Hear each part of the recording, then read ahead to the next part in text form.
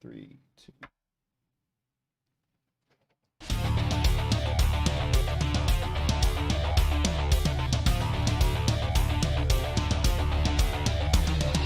Well, greetings and salutations, everybody. Welcome to the best damn movie-related show on the planet Earth, the John Campea Show, coming from right here on my YouTube channel. I am, of course, your host, John Campea, and it is an awesome honor and privilege, as it is every day, to have you, our international friends, gather around so we talk about our favorite things in the world: movies, movie news, TV, streaming, all sorts of good stuff. And it is Thursday, ladies and gentlemen. And that's mean we're joined once again by Aaron Cummings, and of course, Joey Bishop is here too. Aaron and Joey, how are you doing? Hi. We are doing great. I know we have a lot to cover, so I'm going to get right into it real quick. I had a bit of a tough week and I was down in the dumps, as sometimes people get. I need a little bit of a pick-me-up, and I remembered our conversation last week about Paddington. I rented and watched Paddington 1 and 2 back to back. John, you were so right, and I'm so glad you watched it. You know what? It just it really brought a smile to my face when I desperately needed one, and I was not only so thankful that movies like this exist that can turn my frown upside down, but I was also so thankful not only to you, John, for being so enthusiastic about it and then transferring that enthusiasm to me, but also so thankful to you guys for always writing in these wonderful questions that either inform me and the rest of the viewers around the world or reignite that curiosity and that joy of movies. And one tiny little thing for all my crafty friends out there, I'm working on a Baby Yoda cross-stitch bag. You've even made progress from last night. A little bit of progress. So I'm showing the work in progress. I haven't started the green yet, but hopefully next week I'll have the finished one and you guys can see the comparison. So here it's about halfway through. I look forward to getting my act in gear and showing you the rest of it next week. So we got a lot to talk about, so that's enough for me. Many things to get to, and guys, we're going to get right into it, but before we do a little bit of housekeeping here, guys, if you've not done so already, why don't you take a second, click on that subscribe button, become a subscriber to the YouTube channel, and keep you up to date on all the things that we've got going on around here. And of course, I do want to let you guys know that today is Thursday, and around here, Thursday we call Game Day. That's right, it's Game Day. For those of us on the West Coast, tonight at midnight, the new episode of WandaVision drops. So today at 2 p.m. Pacific Standard Time, that is 2 p.m. Pacific Standard Time, we are going to do our Now Weekly, except, I can't get it to show up on the screen. We're going to do our Now Weekly. I've completely lost myself. Where are we? I lost my thing. Hold on a second. Let me see if I can find it again. Oh, this must be so important. So anyway, we're going to do our pregame show. Our WandaVision pregame show, and that once again is at 2 p.m. today. So I do hope that you guys will come and join us for that. Now, basically what we do on the pregame show, it's a little bit different. It's a little bit different from the the spoiler discussion that we do on Fridays, of course. The pregame show is just all of us talking about the big theories we have. What are the big theories that we have for it? And that's what we're going to talk about. And we hope that you guys will come along and join us for it. Again, there it is right there. Actually, now I've got it pulled up, so I'll bring it up here. Pre-game today. Make sure you guys come on along and join us for that. Once again, that'll be at 2 p.m. Pacific Standard Time. Now, listen, if you want to send in a question for either the pre-game or for the spoiler discussion on Friday, remember, don't send it into the tip link below. You're going to go to the live event once we post it, and you're going to use the YouTube Super Chat feature to do that there. So there is that. Okay, guys. With all that down, we've got a couple of off the tops to get to. So let's get to our first off the top, and that is this. Couple of new trailers dropped today for two movies that I'm very, very interested in. The first of which we'll talk about right now is the new trailer for the upcoming Pixar film, Luca. So they finally dropped the first trailer for Luca. We've been getting a little bit of teases here and there of what it's about, and it took a little bit of a left turn on you because it turns out these two friends growing up in Italy are actually sea creatures. So that was kind of a little bit of a splash, a little Darahana thing going in there. So that was interesting. But I'll tell you what, Aaron, here's the thing.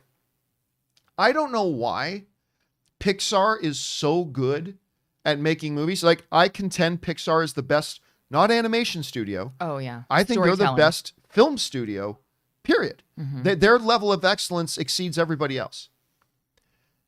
So I don't know why they're so mediocre at making their trailers. I know. I like, even like Up, which is like one of the all-time greats. I didn't care about Up because of the trailers until I saw Up, and then it's like, well, WALL-E was to me completely underwhelming trailer. Ratatouille was not good-looking trailers. I mean, I don't know why. Now, listen, I'm not saying this is a terrible trailer. Don't get me wrong. It's not terrible. It's just like when you know that Pixar movies are so good, and then you go and you kind of expect more out of a trailer. And again, it was light and it was charming. And I am keeping in mind that this is the first trailer. There will be other trailers to come that I'm sure will give us a little bit more. But honestly, I thought at best the trailer was okay. And that's upsetting to me because I know, because it's Pixar, that the movie's going to be fantastic.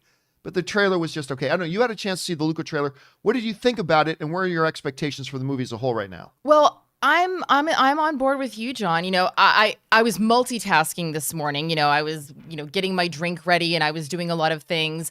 I was getting my drink ready. I was doing a lot of things, as most people are when we're busy watching a trailer and getting ourselves together. But I noticed that I didn't care. I just didn't care about these kids. I wasn't interested until all of a sudden they jumped in the water and they turned into sea creatures. And I don't know about you guys, but when I was a kid, I grew up near a lot of water and I was constantly swimming and constantly pretending like I was a mermaid. And so that got my attention, like, oh, that's going to be fun. But the real twist for me, I didn't really get excited until I saw it flash from the creators of Inside Out. And that I obviously I knew I was watching a Pixar trailer, but because I was in the middle of doing a bunch of other things, it just kind of caught me. And I think that had I not seen from the creators of Inside Out and remembering what an amazing movie Inside Out is, I would have just been like, okay, I don't care. I probably, if I weren't watching the trailer for this, I think I would have turned the trailer off after the first maybe 20 seconds. And that's what's tough, is that in a time when everybody has so many other things that's pulling at our attention, in a trailer especially, if you don't capture the attention in the first 10 to 20 seconds, people are moving on to the next thing. And it took me until the end of the trailer when they turned into sea creatures for me to go, oh, that's why these kids are special. Right. That's what's because otherwise I was them. like, okay, great. They're like kids running around. Like, all right, but cool. this is par for the course with Pixar trailers, right? And look, again, if I didn't know it was Pixar, and I didn't know the movie was going to be great, I might have checked out of the trailer. But there we are. Question is, guys, did you have a chance to see the Luca trailer? I am very much looking forward to the movie because I know it's going to be great. But I didn't think the trailer was all that special. What did you guys think? Jump down into the comment section below and let us know your thoughts. All right, guys. With that down, let's talk about another off the top, and that's this. Luca wasn't the only trailer that dropped for an upcoming movie that I'm looking forward to. Another trailer dropped, this one coming up from the new Zack Snyder zombie movie. Zack Snyder getting back into a genre that he's very familiar with, of course, with Army of the Dead. This is called a zombie heist movie, which I love the combination. When you look back at Snyder's visual storytelling talents, something like this is exactly up his alley. And you got Dave Bautista in that. And, I'm a fan of Dave Bautista. He's not the greatest thespian in the world. I just love him as a personality. And when you watch him in Blade Runner 2049, he is legitimately getting better as an actor too. I can't wait to see him. I think was it Dune that he's coming up in? Anyway, I'm very much looking forward to this. But like the Luca trailer, this is a movie that I know this is going to be a good movie. I just know this is going to be a good movie. Just like I know Pixar's Luca is going to be a really good movie. But like the Luca trailer, I was meh. Just like I was meh on the Luca trailer. It's like, I know the movie's going to be good, but the trailer really wasn't anything special. And when I looked at the trailer, when I finally sat down and got to watch the trailer I do not know why Netflix, which is the worst studio out there for promoting and marketing their material. Yeah. And Army of the Dead is a Netflix project. Why can't Netflix give this movie a decent trailer? Because it's going to be fun. This is a paramilitary group breaking into a zombie-infested Las Vegas to pull off a heist. It's Dawn of the Dead and Ocean's 11 and all that. And it's going to be all kinds of bonkers and wonkiness. And I wanted that in the trailer. Why Netflix just could not give this new Zack Snyder film that kind of a trailer, I don't know. Like with Pixar, I expect it because Pixar's never been particularly strong with their trailers. So that's fine. I already know the movies are great. I don't know why Netflix couldn't do something better with a movie that you know is going to be filled with bonkers action, bonkers one-liners, some pretty amazing adrenaline pumping stuff. And they couldn't. So here I am today with two trailers dropping for two movies I'm looking forward to, and neither of them do it for me. So I didn't think either of them were terrible. I'm not saying the Luca trailer was terrible. I'm not saying this trailer was terrible. I just, I just wanted more. And I think it's like, oh, okay, yeah, there's zombies. Okay. Oh, look, there's more zombies. All right. This is a paint by numbers zombie movie trailer. I just, there's so much in this movie that could have made a better trailer, but that's where I'm at. You had a chance to watch this trailer today. What did you think about it? Okay, well, I completely disagree with you on this. You like this one? I loved it. I loved World War Z. I loved Ocean's 11. Ocean's 11 and Willy Wonka and the Chocolate Factory are two movies that I can never get enough of. If I walk in the room and Tom is watching either one or 9 to 5, if any of those three movies are on, I will stop what I'm doing and I will sit down and I will watch it until the end. And so the combination of those two things just had me salivating. And what I find different about the Army of the Dead trailer versus the Luca trailer is that the Army of the Dead trailer specifically says it is a teaser. So that's what I went in with. I felt like the Luca trailer was actually, oh, thank you. The light was blinding me. I felt like the Luca trailer really was a trailer that didn't deliver, whereas this, I felt like it was a teaser. Just give me a little taste of it. Give me something to wet my whistle. Show me showgirls running for their lives through a casino. I got it. Their headdresses falling off of them. Show me a zombie Elvis. You gave it to me. Show me Dave Bautista with a big gun just going in. Show me the Las Vegas sign crumbling. Like those visual components, I got all of them. And so I'm expecting that in the next trailer, the actual trailer that comes out for this, we're going to see some of those quippy one-liners that Dave Bautista, as you acknowledged, not the greatest actor, but I also believe that not every performer has to be able to do everything. Not everyone's Daniel Day-Lewis. Well, and also, just like if Daniel Day-Lewis went and did a half-hour multicam comedy, I don't think he'd be very good at it. No offense, Daniel Day-Lewis. I mean, maybe he would. He's Daniel Day-Lewis. Daniel Day-Lewis. Right. But I'm saying, I think that Dave Bautista does what Dave Bautista does very, very well. And in this movie, I think he's going to do it beautifully. I got so excited. I'm in 100%. Showgirls and Elvis coming back from the dead. I can't think of anything more exciting. And I wish that I would have been an extra in that movie. I don't even need to speak in that movie. I just would have wanted to be a dead showgirl coming back to eat people alive. Well, there you go, guys. For me, it's a little bit of a disappointment trailer day. Two movies I'm really looking forward to. Two movies I think are going to be great. Luca, Army of the Dead. I wasn't really impressed with either of the trailers. Aaron's more up on the Army of the Dead one. Question is, guys, did you have a chance to see the Army of the Dead trailer? If so, what did you think? Jump on down into the comments section below and leave us your thoughts. Okay, guys. With that down, let's do another off the top. Yeah, we had a number of off the top things happen here today, so let's get to another one, and that is this. One of the movie franchises that Paramount tried to get going to kind of capitalize on the success of the Transformers, the 80s era animated things, was G.I. Joe. Now, G.I. Joe had mixed results. Some people liked the movie, some people didn't. They didn't exactly blow up the box office per se, but they've always had their eye on doing something else. Well, according to Deadline, we've got a new G.I. Joe property, this time in the form of a live-action television series that's going to be based on the character Lady Jaye. Now, of course, Lady Jaye was played by Adrian Palicki. Is that how you pronounce the last name? Palicki in the movie version of it, but I don't think this is going to be a continuation of that. They're going to get a different actress. Anyway, this comes to us from Deadline, who writes, Lady Jaye, the undercover operative in Hasbro's G.I. Joe universe, is getting the small screen treatment. Deadline understands that a live-action TV series about the character, who was portrayed by Adrian Palicki, we were just talking about that, in the 2013 feature film G.I. Joe Retaliation, is in the works at Amazon. Eric Olson, the showrunner, this is interesting. Eric Olson, the showrunner and executive producer of the upcoming Amazon second season thing of Carnival Row, will create and showrun the series and will executive produce alongside Lorenzo Di Bonaventura. It comes from Paramount Television Studios, E1, and Skydance Television. Of course, E1 is owned by Hasbro, so there's no big surprise there on that.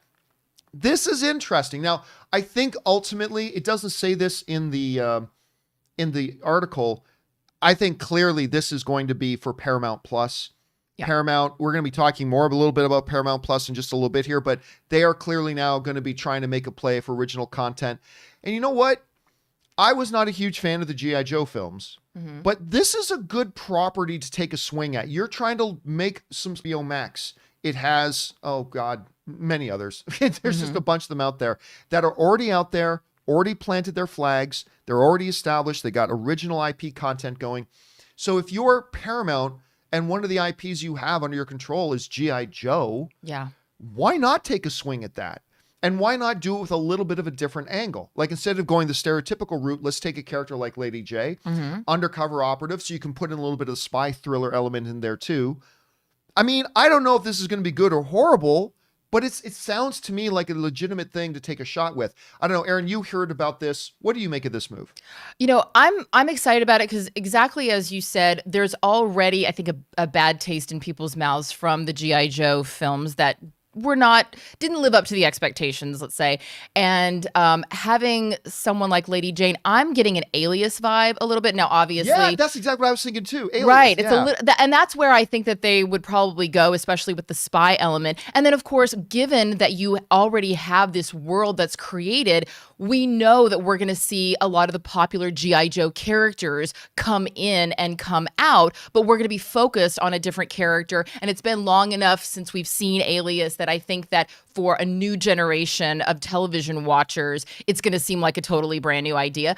But also, this is a great way of testing the waters for the entire Hasbro, you just used the word, the Hasbro properties. Right. You know, I mean, I don't know if Paramount Plus has any other, do we know if there's any other Hasbro shows out there? I mean, we should bring Ann Campea in here because she would be the expert. She used to work with Hasbro, but yeah, I'm not sure really. So that's the thing, is that if this show can do well, this opens up an incredible opportunity for Paramount Plus and for Hasbro to explode their entire catalog of characters and games, you know, being made. I mean, who knows? Maybe Candyland becomes a zombie apocalypse, you know, television series.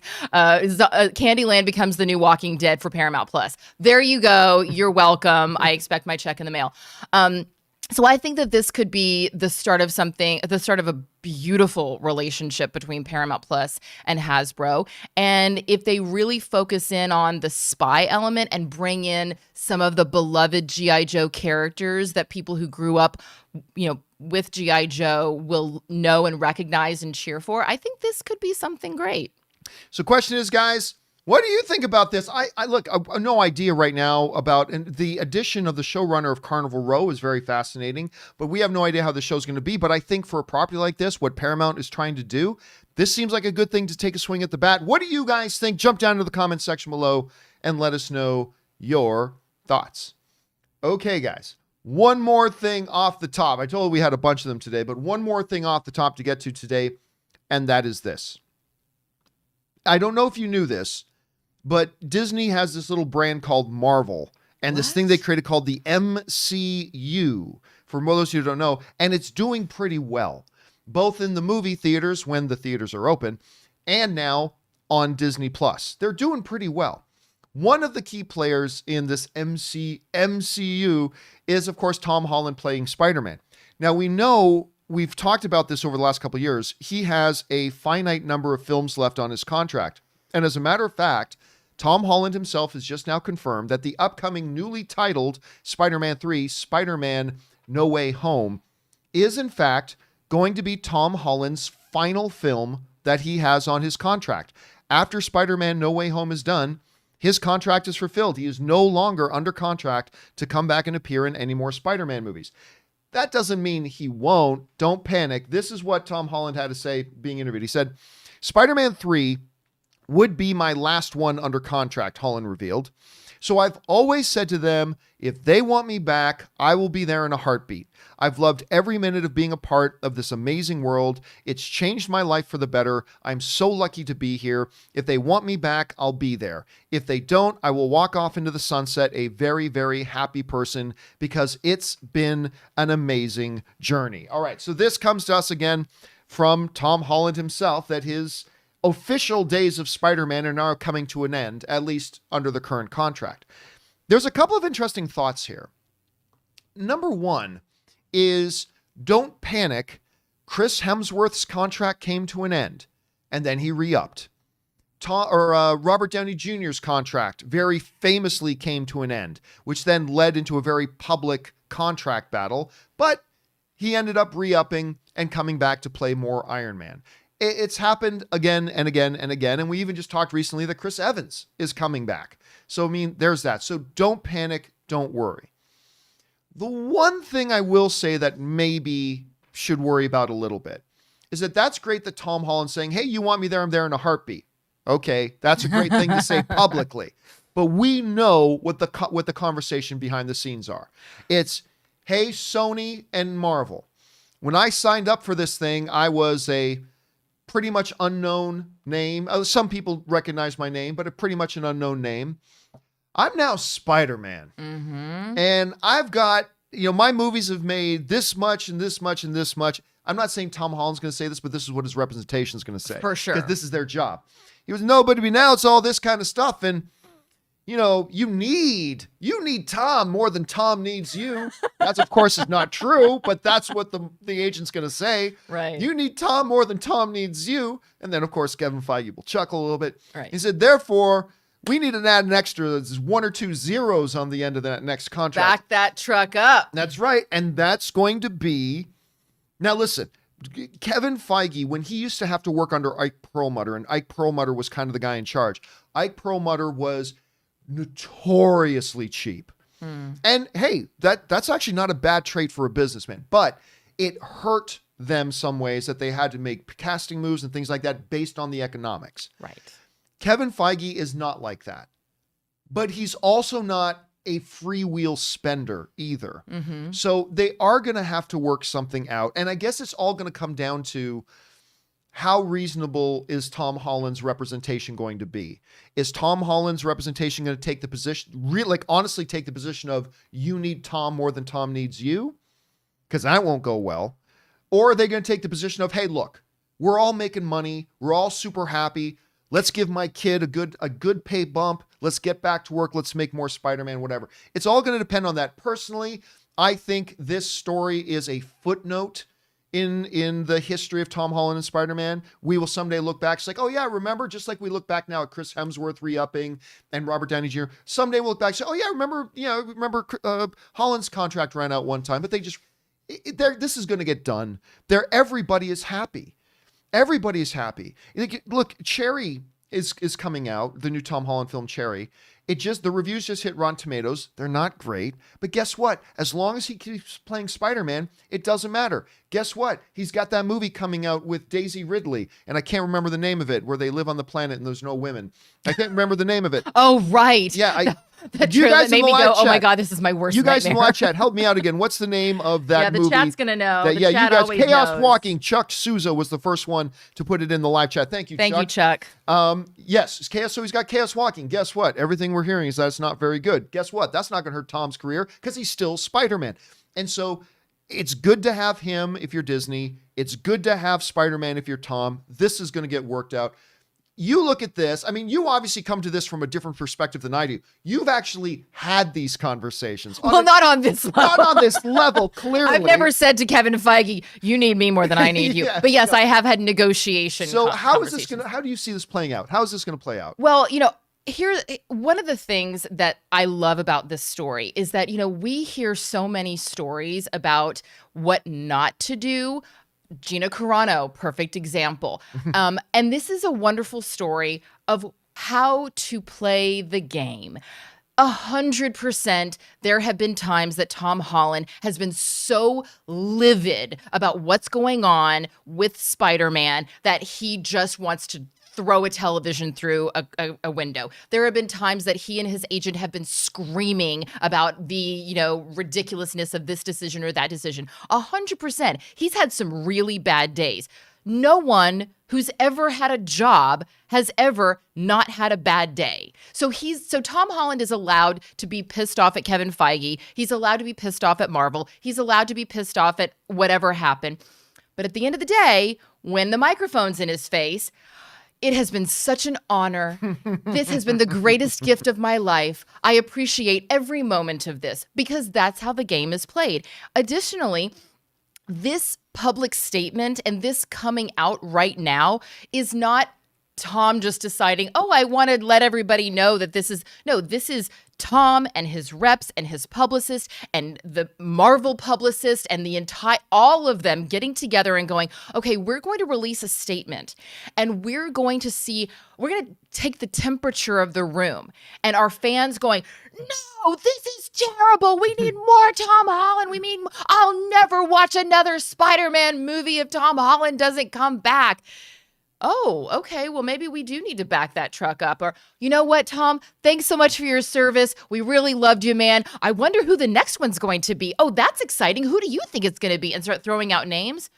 Maybe that doesn't mean that Tom Holland's contract is going to be re-upped. But it really is. This is a conversation where a lot of people, especially all the number crunchers, are going to be looking at the analytics and going, okay, well, the fans really want to see another Tom Holland Spider-Man movie. So I think that this is just one of those cases of, all of the publicists and all the marketing people getting together and going, all right, Tom, it's time for us to release a statement. Here's the statement. Tom being like, yeah, that works for me. Yeah, okay. Here's my statement. And then now the temperature gets taken. Do we want Tom Holland back for another Spider-Man? Or are we ready to move on? And ultimately, that's going to be, I'm not saying that's going to be the only factor. Obviously, Kevin Feige makes his own decisions based on a lot of things, but that will be a big factor. Like, this is clearly a very carefully curated statement, not an emotional rant on Twitter, a very carefully crafted statement to gauge the temperature of the audience and to find out, okay, how big of a truck are we willing to back up? But it's also good for Tom Holland because it leaves him on a wonderful, leaving a wonderful taste in the mouths of all of the other buyers, people that go, what's it like to work with Tom Holland? If we work with him, he'll never cause us embarrassment. He'll never cause us problems. If I'm a producer and I'm considering hiring Tom Holland, I know, you know what? That's a good company, man. Yeah, he's a good investment. But here's where it's brilliant too. This answer, which he had prep to give every time he's going to be asked. Here's the other brilliance of his answer. It's calculated. Mm-hmm. And here's why it's calculated. That answer that he gave, that hey, they know all they got to do is ask and I'll be right there. What that does is it puts the ball in Disney's court. Yep. And it puts all the pressure on them. Now in the perception, in the eyes of the audience, if for whatever reason something can't get done, the audience is going to be, well, Tom said he was willing to come back. Yeah. This is Disney's fault if it doesn't happen, which is really smart. I mean, this is... Because even if they want him to come back and they offer him money, if he goes, it's not enough, it's still going to look like it's Disney's fault because he has... Yeah, it's brilliant. And it's brilliant because he's saying, hey, anybody else?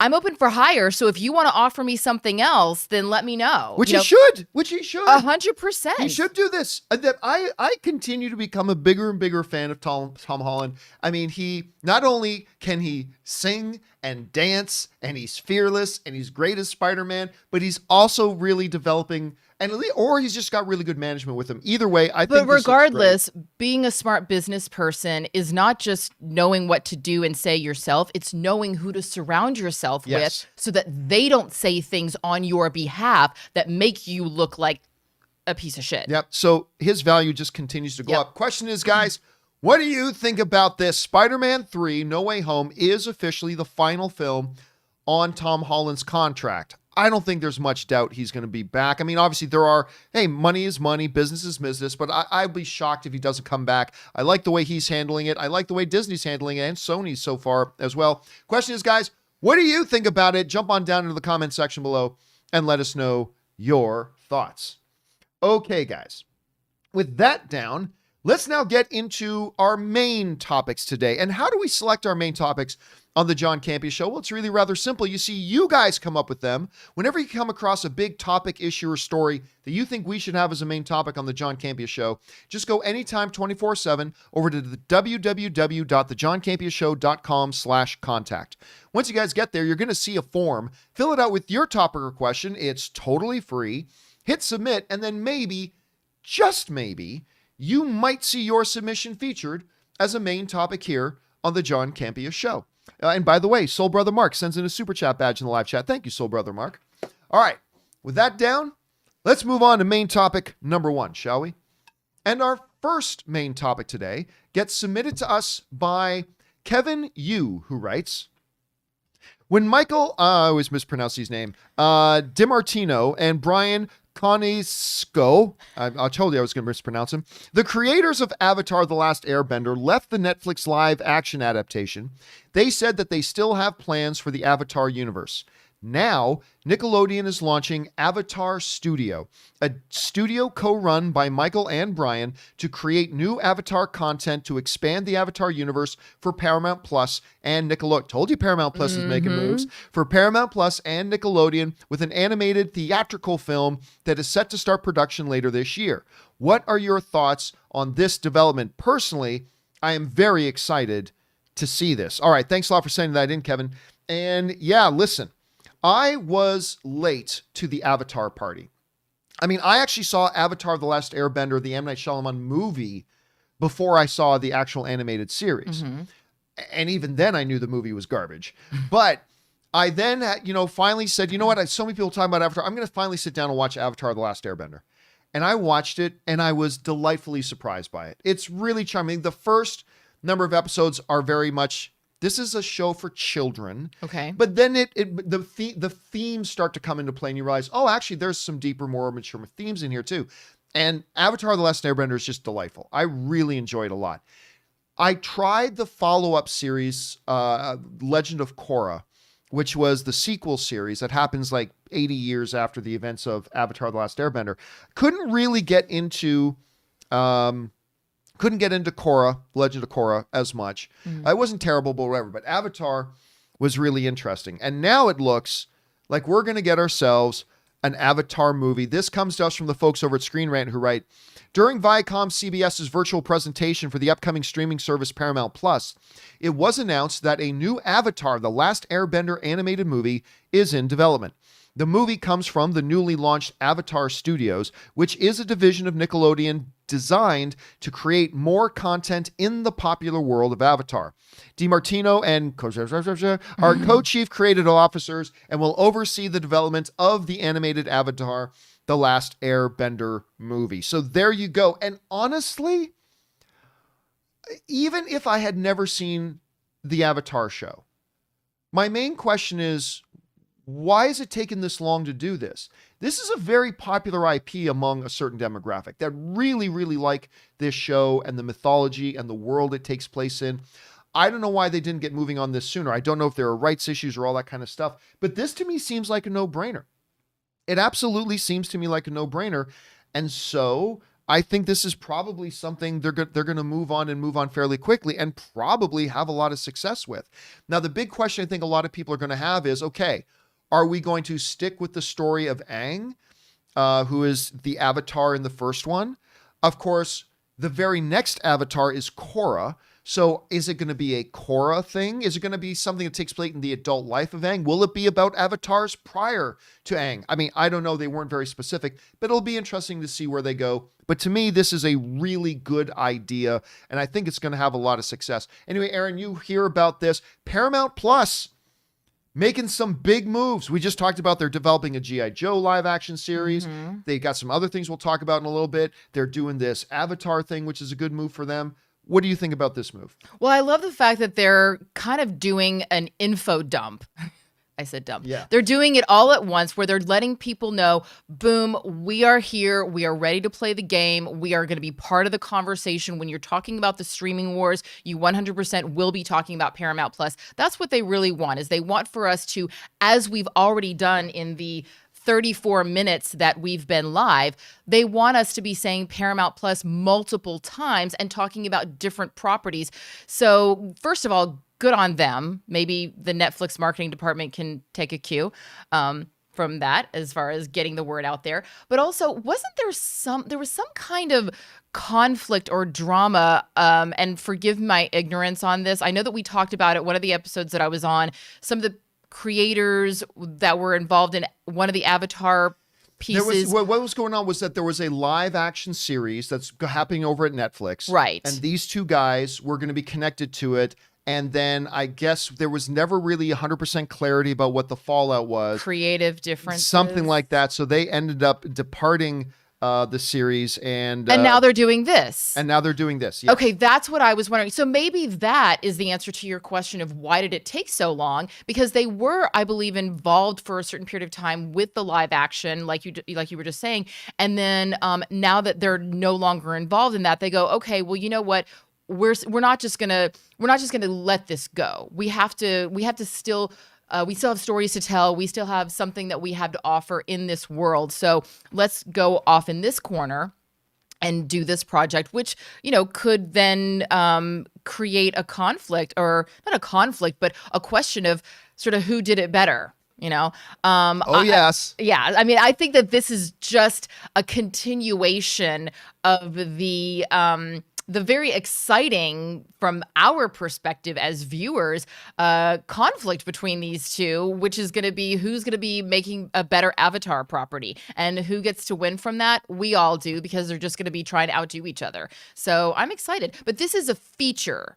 Yes, this one, but it's going to be more than that. But it's in the world. This is they're building, and they said they're building an entire studio for Avatar, just Avatar Studio. It's going to start with this feature film, then they're going to do more. And did they say anything about doing any more animated series? I assume that's part of it. When they said Right. they created an entire studio, so I think we're going to probably see series, we're going to see movies, we're going to have an ACU. We're going to have an Avatar Cinematic Universe. And if here. you're not already on the Avatar train, you better jump on board, because in about a couple of years, there's going to be so much you're going to have to catch up. It's going to be like trying to watch Game of Thrones from the beginning.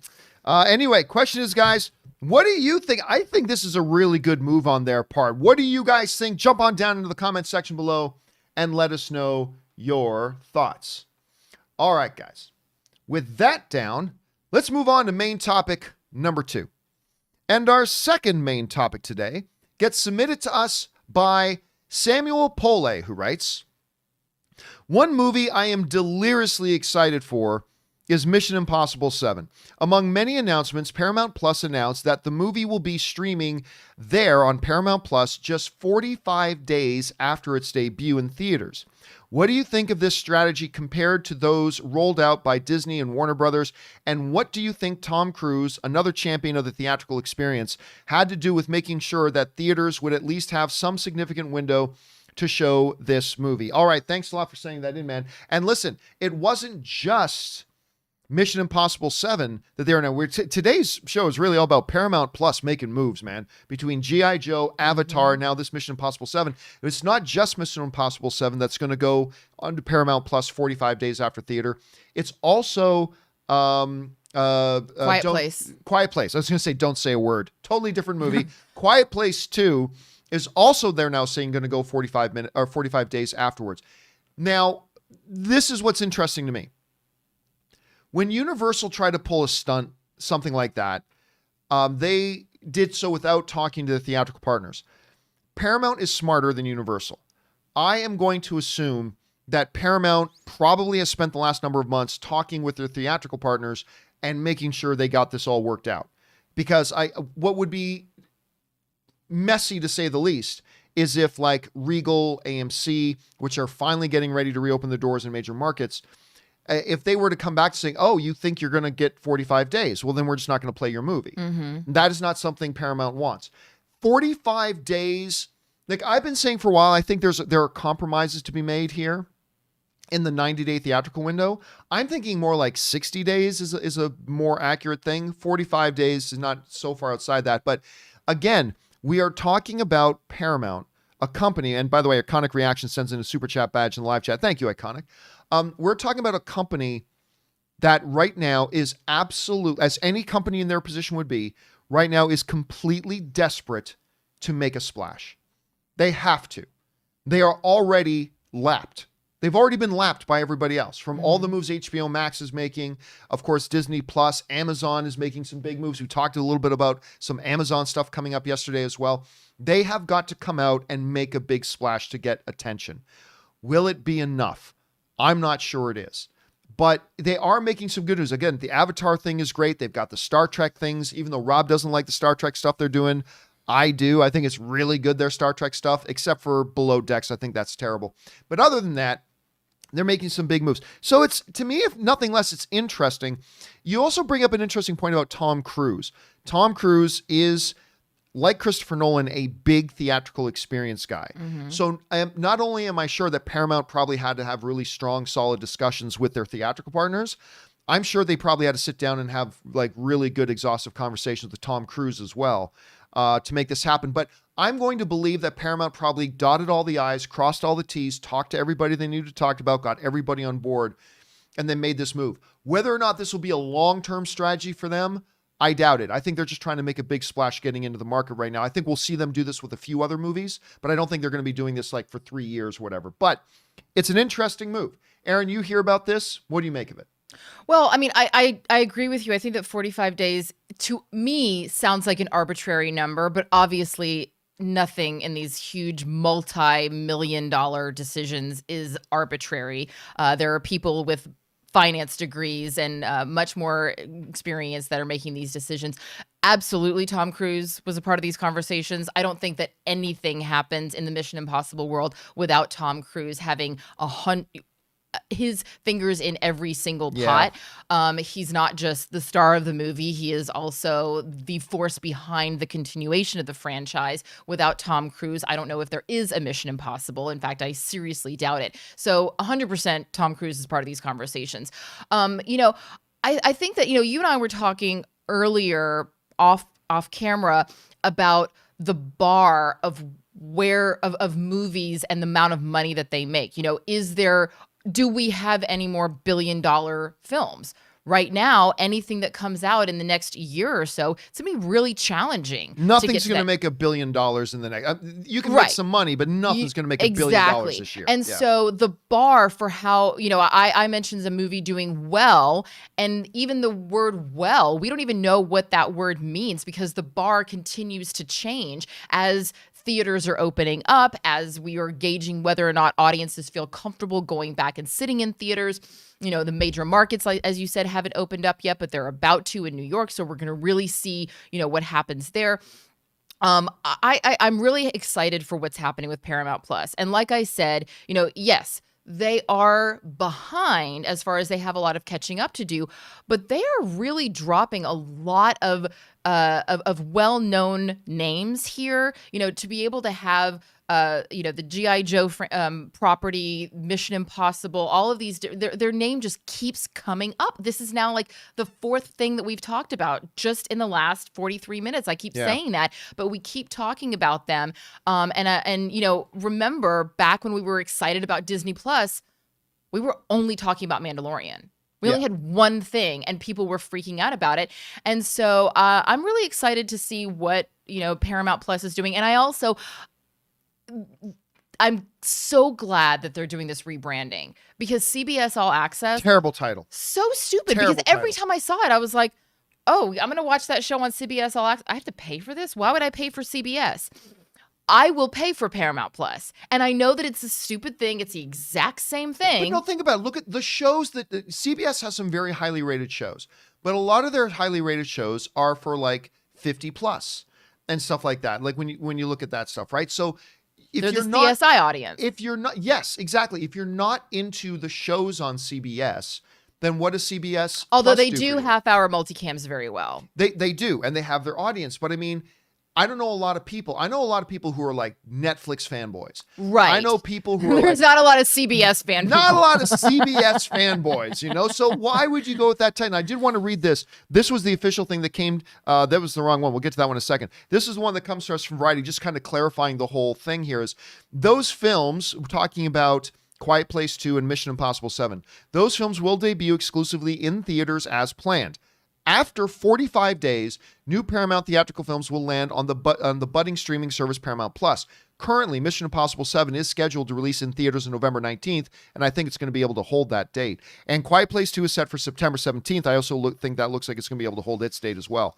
The announcement was made during Viacom CBS's Investor Day on Wednesday.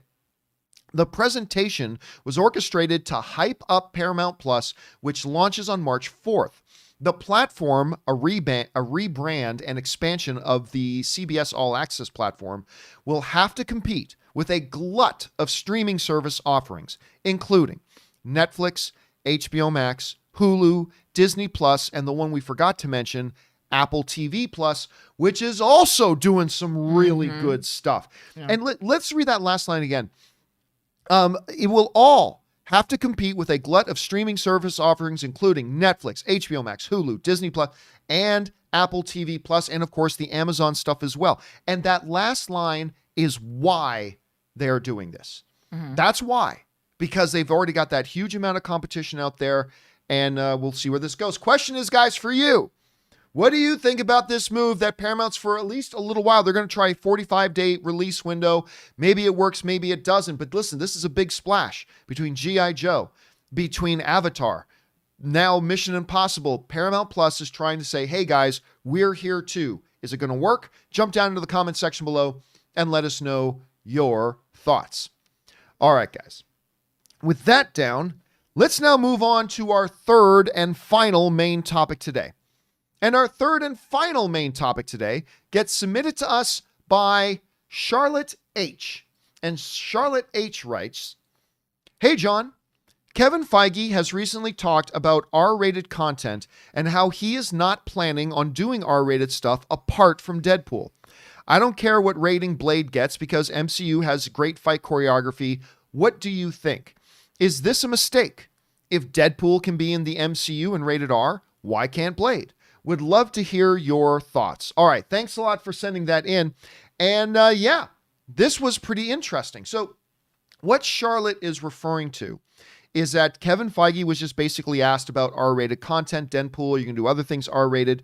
And this is what he said, okay? So this comes to us from Kevin Feige, who says, I think your question is more adult or R-rated. You know, other than Deadpool, which has already established itself as a certain genre and a certain rating that we've already said we would not mess with when we start working with Deadpool, which we have, other than that, we've not ever encountered a story or a storyline or character's journey that a PG-13 or the tone or the ratings that we've been using up until this point has prevented us. We've never been held back by it. If we ever are, then certainly there could be a discussion to be had now that there are other outlets like Hulu, like Star. But that just hasn't been the case yet. We've been able to tell all the kinds of stories that we've wanted with the tonality and the rating structure that we have now. That comes to us from Kevin Feige. Basically, what Kevin Feige is saying is this. Yes, Deadpool is already completely established. Ryan Reynolds' Deadpool is known as a certain thing, it's done a certain way, and we're not going to mess with that. It's going to stay R-rated. But, Kevin Feige says, we've never been hindered by doing things PG-13. It's never stopped us from being able to tell the stories that we want us to tell, and so we have no plans to. Maybe in the future, if we come across something that we need to change things up, we will. Unless that, no thanks. That has rubbed some people the wrong way because obviously what they're implying here is that Blade, which they're already developing, is not something off in the future. They're working on Blade right now. A lot of people are thinking, well, wait a minute. So you're not going to do Blade rated R. Let me get a couple things out of the way here first. First things first. R does not make movies better. R doesn't make movies better or worse. Good movies make movies good. Bad movies make movies bad. And then you just attach the rating to it that is ever required. That's required for that movie. But if you get a bad movie, but there's another one where Blade pulls out his wanker and starts, playing with himself, Hey now. That's rated R, but that wouldn't make the movie any better. That wouldn't make the movie any better. If you have a really bad movie, but there's one scene where he cuts off a head and instead of not seeing much, you see blood splatter on the camera. Did that make the movie any better? No, that didn't make the movie any better. And by the way, a lot of people think PG-13 is for kids. No, it is not. No, it is not. There is a lot of PG-13 stuff that can get pretty edgy. A lot of people remember The Dark Knight, which some people consider very mature. The Dark Knight was PG-13. Mm-hmm. So there's that. On top of all that, you also have to remember that in movies, you can get away with a lot when it's not humans you're doing things to. Like, remember, in Transformers, there's a scene where literally Optimus Prime is fighting like 6 Decepticons, and he literally holds a Decepticon's head, pops out the sword out of his arm, rips his head off, decapitates him, splits them down the middle, and their bodies fall apart like this. But because they weren't human beings, because they were robots, PG-13. There's a way if you want to do Blade where if you make the vampires look monstrous, TV and movies will let you do a lot to monsters, aliens, and robots with a lot of brutal violence and get away with it. That being said, I will admit, Aaron, that when I think of Blade, I think of R-rated. And that might be because my point of reference was the Denzel Washington, was the Wesley Snipes version of Blade, right? So that was my previous experience with it. That was a lot of years ago, but that's my previous experience with it. And so when I hear that Kevin Feige is maybe insinuating they're going to do it PG-13, I admit my first thought is, really? But I mean, everything he said, there's been a lot of vampire stuff on TV that is not rated R. There's been a lot of vampire stuff in movies that is not rated R. There is a lot you can get away with from a violence point of view. Even if you don't go rated R, you have to do it a certain way. And look, Kevin Feige's never been wrong. He has never been wrong. It's just that simple. He's never been wrong. So I'll give him the benefit of the doubt. But I get it. My first thought too is Blade rated R. But if Kevin Feige says, look, we have a way to do Blade PG-13, it's going to be hard PG-13, we figured out a way to do it, and it's going to be great, Kevin Feige's earned the benefit of the doubt. I'll give him the benefit of the doubt and say, okay, it's not what I would personally do. I would probably go R with it. But, you know, if Kevin Feige says that we know how to do it and it's going to be great, then until he proves us wrong, Right. I think we should give him the benefit of the doubt. But again, I understand some people wanting it the other way because that's the way I was thinking on it too. You hear about this. What do you think about it right now? Well, first of all, I agree with everything that you're saying. And I too, I grew up and saw the first Blade and I believe it was the second Blade, blood raining down from the ceiling, With the opening rave scene and whatever. Right. Yeah. Opening credits of the first one, and a woman's giving head to a guy, in a hallway. And it was a hard R. Well, I would say it was a medium hard R. Yeah. It was a medium hard R. And so for me, I was like, what do you mean? How are you going to be able to do Blade not being rated R? Especially because, my first thought also is vampires are inherently sexy, sexual creatures. You've never seen an unattractive vampire. Which makes Mahershala Ali kind of a good addition to be playing Blade. I'm into that in a big way. And so, they're inherently sexual, sexy, gorgeous creatures. I mean, they're biting at the necks of people, so there's always a level of intimacy, a level of sexuality. Werewolves are not sexy. They, all of a sudden, their entire bodies just sprout hair, and they just rip people to death. That's not sexy. So with that, I was like, I don't understand how they're going to do this. But then the more that you look into what made Blade a rated R film, it wasn't the gore necessarily. It was the fact that he said fuck 45 times. Yeah. That is a big reason why it was a rated R movie. The woman, performing fellatio, that was part of the reason why it was a rated R movie. And so when we think of PG-13, we also have to look back at the history of it. Do you know who actually came up with PG-13? No. Steven Spielberg. I didn't know that. And here's why. In the early 80s, it was there was only PG and rated R. And then Temple of Doom and Gremlins came out, and they were both rated PG. But people were, they were both rated PG, and people were like, well, wait a minute. This movie is not appropriate for a 7-year-old. Gremlins is going to scare the shit out of a 10-year-old kid, you know?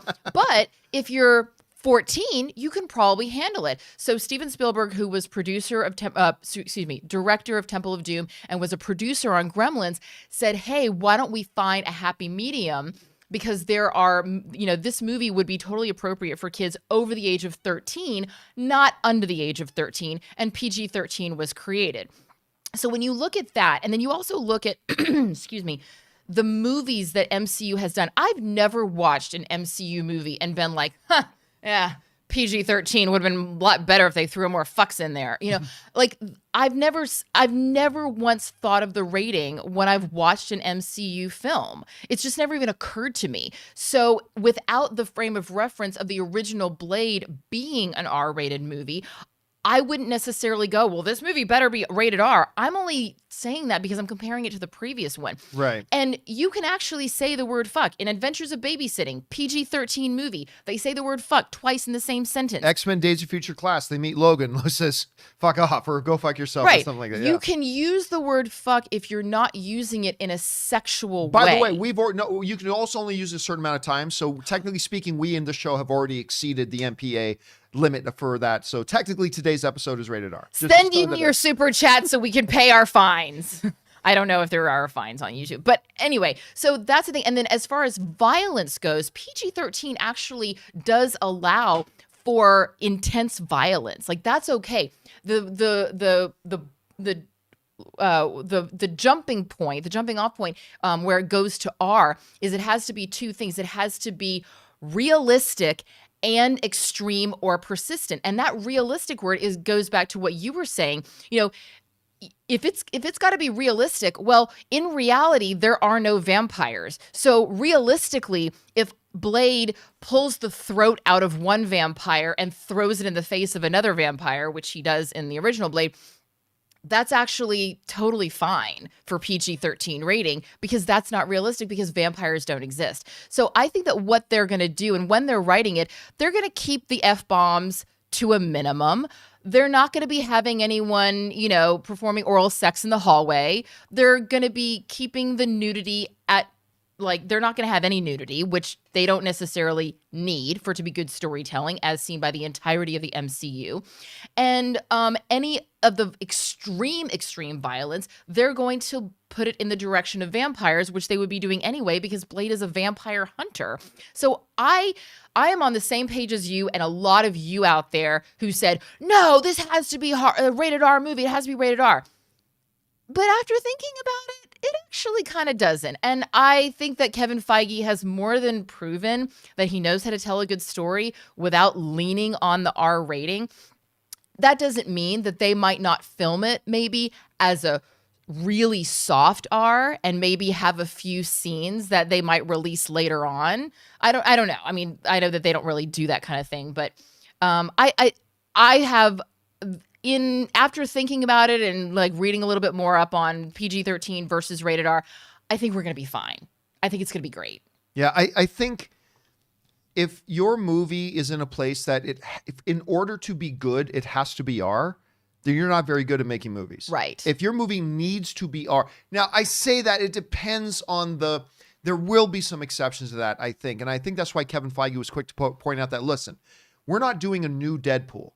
We're doing a Deadpool that is already current and happening, and it's already established itself as being a certain way. We can't change that. This is, however, a new Blade. This is a brand new Blade that we're doing. Look, the bottom line for me is this.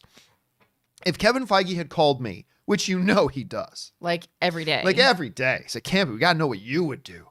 But if Kevin Feige were to have called me and said, hey, John, I'm kind of wavering a bit here. Should we go Blade PG-13 or should we go R, all things considered? I would have told him, go R. Go R. Just throw off any inhibitions. Just that's what I would have told. I would have said go R. But just because I would have said go R, that doesn't mean it can't possibly be fantastic if it's PG-13. That's not true. It can still be fantastic if you go PG-13. It's just I would have done it R. And I just think, you know what? I know some people would agree with me that maybe I would have gone R, maybe you would have gone R. But again, getting back to what we said before, Kevin Feige's kind of earned the benefit of the doubt. So let's see him prove us wrong. And we'll see where we go with that. And it's also a slippery slope for them because, as you said, Deadpool was already an established thing that they then adopted. So they were like, okay, well, we're just going to have to go with whatever we already have on this. And Right. it's popular already.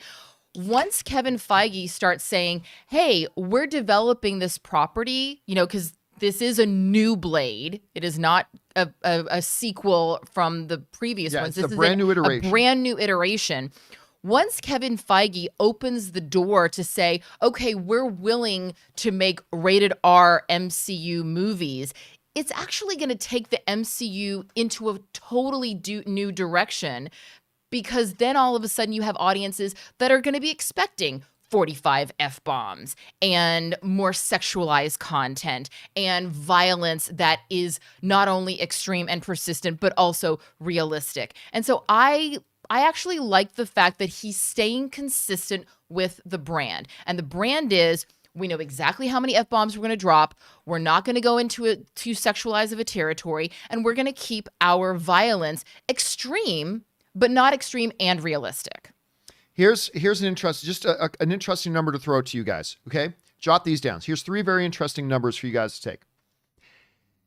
Remember, there were R-rated Blade films, and some people act like those Blade films were massive successes, massive world-beating successes. Like Deadpool, yeah, it made $700 and $800 million. Well, so did Blade. Well, here's the reality. Okay, here's the reality. Blade 1, now granted it's a bit older, but still these numbers are kind of interesting. Blade 1 made a grand total worldwide of $131 million. Wow. Blade 2 made a grand total worldwide of $151 million. And Blade 3, which was awful, Blade 3 was awful, but Blade 3 ended up making the exact same amount of money, Blade Trinity, as the first Blade did, $131 million. So but it launched Ryan Reynolds' career. But, well, Ryan Reynolds was already around before Blade Trinity. Okay, I mean, that's a whole other conversation. That is a whole I other completely conversation disagree another with time. you, and I will argue to my death about that. But Hannibal King, as he was in Blade Trinity. But they didn't make a lot of money. The point is, it's not like we're saying, well, Blade, unless you do it just like the old Blade movies where you can't possibly succeed. Well, they didn't really succeed all that well. I mean, now you can make the argument, the unprovable argument of, well, it really gained in popularity after that. And well, yeah, because after the first Blade, the second Blade made more money, but it only made $151 million. The third one only made $131 million. Granted, that was more because that movie was terrible. Whereas the first 2 Blade movies are awesome. I'm just saying, keep in mind that it's not like the previous Blade films were these big, massive successes. The first 2 were great, but they weren't big, massive successes. They were actually, I'm all right, maybe at best. So I can understand why Kevin Feige wouldn't feel this overwhelmingly powerful financial need to, well, we better do it the way it was done before. Well, those only had modest, if any, success. Yeah. Whereas Deadpool is making $700 and $800 million. So I don't know. Again, not what I would have done, but it's what Kevin Feige's doing. And hey, you know what? If you say, Kevin Feige, that you've got a way to do it and to make it great, I'll give you the benefit of the doubt for now. And I think that's what we should do. And then we'll see how it goes. And if it's terrible, well, maybe they would have gone R. Anyway, guys, the question is, what do you think about this? It seems that Kevin Feige is implying they're going to do everything they've got going right now. Which one of those things is Blade? Is going to be PG-13. Good idea, bad idea, little bit of a bad idea, major catastrophe destined for failure, bad idea. I don't know. What do you guys think? Jump into the comments section below and let us know your thoughts.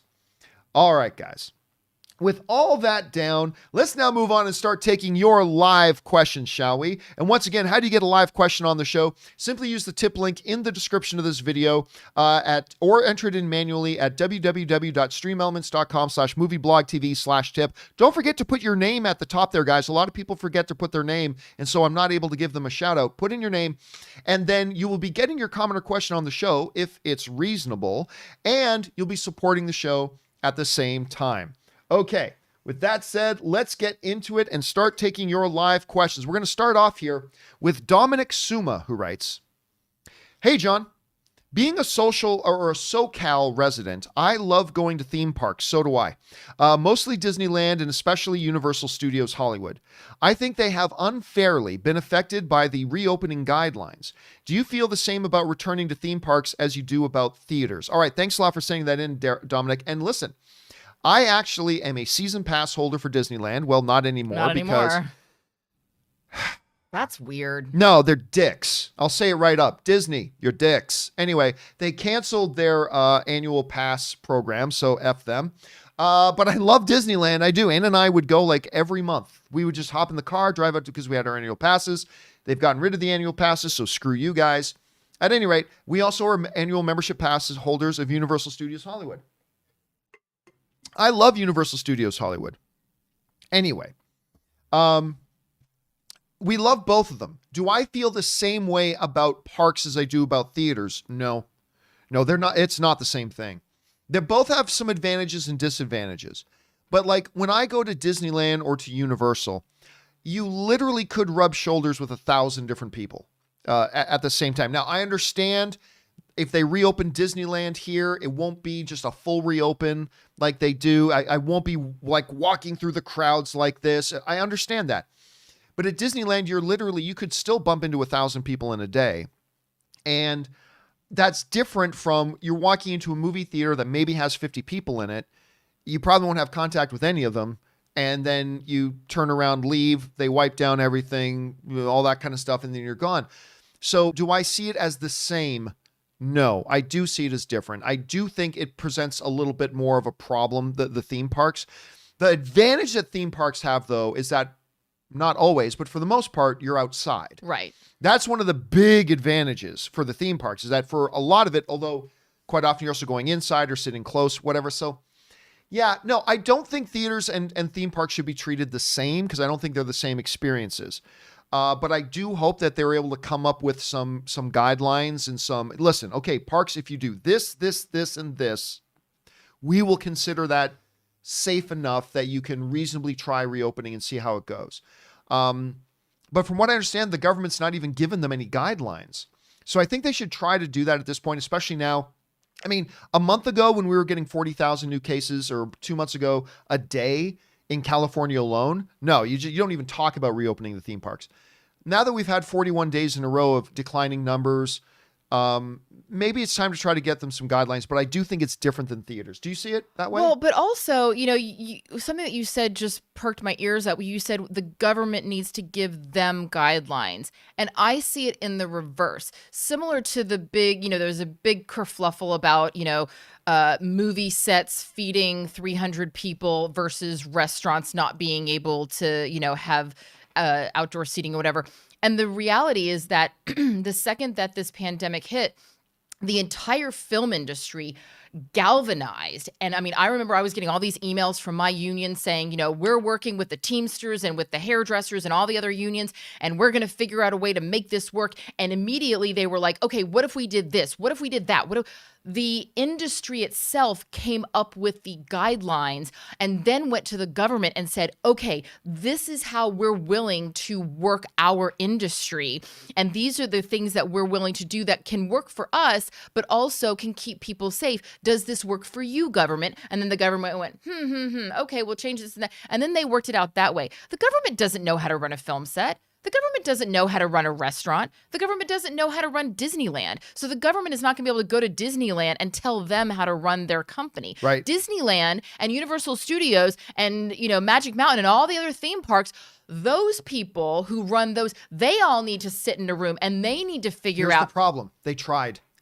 The Bob Chapek, who's the new CEO of Disney, he put out a statement a few months ago of frustration. I think this is before the massive like spikes happened, but where he was frustrated because he said, look, we have been trying to talk to the government. We have been trying to come up with a way to sit down. Let's come up with a way to get some guidelines. Let us present you with something. You come back to us. Let's set something up. But at the time, and this is the one way that I think the parks have been treated a little bit unfairly, is the fact that whereas the government was willing to work with like the movie industry or something like that to come up with these things for those environments, Bob Chapek expressed some frustration that they haven't been able to get the government to work with them on that same level. And that part seems a little bit unfair. Although, right, but it the two also different doesn't make experiences. sense, because the theme parks bring so much money into the state. I know, massive amounts of money. So I don't understand how the television and film industry was able to get a conversation, but the theme park industry wasn't. Because the movie industry, like I think the way the government looked at it as a film set is a much more locked and secure environment. You can make it a very locked and secure environment. But I also wonder, because here's the thing, from a financial standpoint, if Aaron Cummings is running Universal City Walk, if I'm running it, I look at how much are my operational costs just for one day to open the park. How much is that going to cost me? And if it's going to and if I'm not going to be able to bring in to cover my costs and then some to actually be able to make a profit, it's not worth it to me to open my doors because they're going to have to vastly limit the number of people that come in. And then also every single seat of every single ride having to be wiped down in between. I mean, think about it. When you have people like getting off the ride and then new people coming on the ride, think about how many people are going through. You can wipe down all the seats that people are sitting in a movie theater. It would be very problematic to do that at a theme park.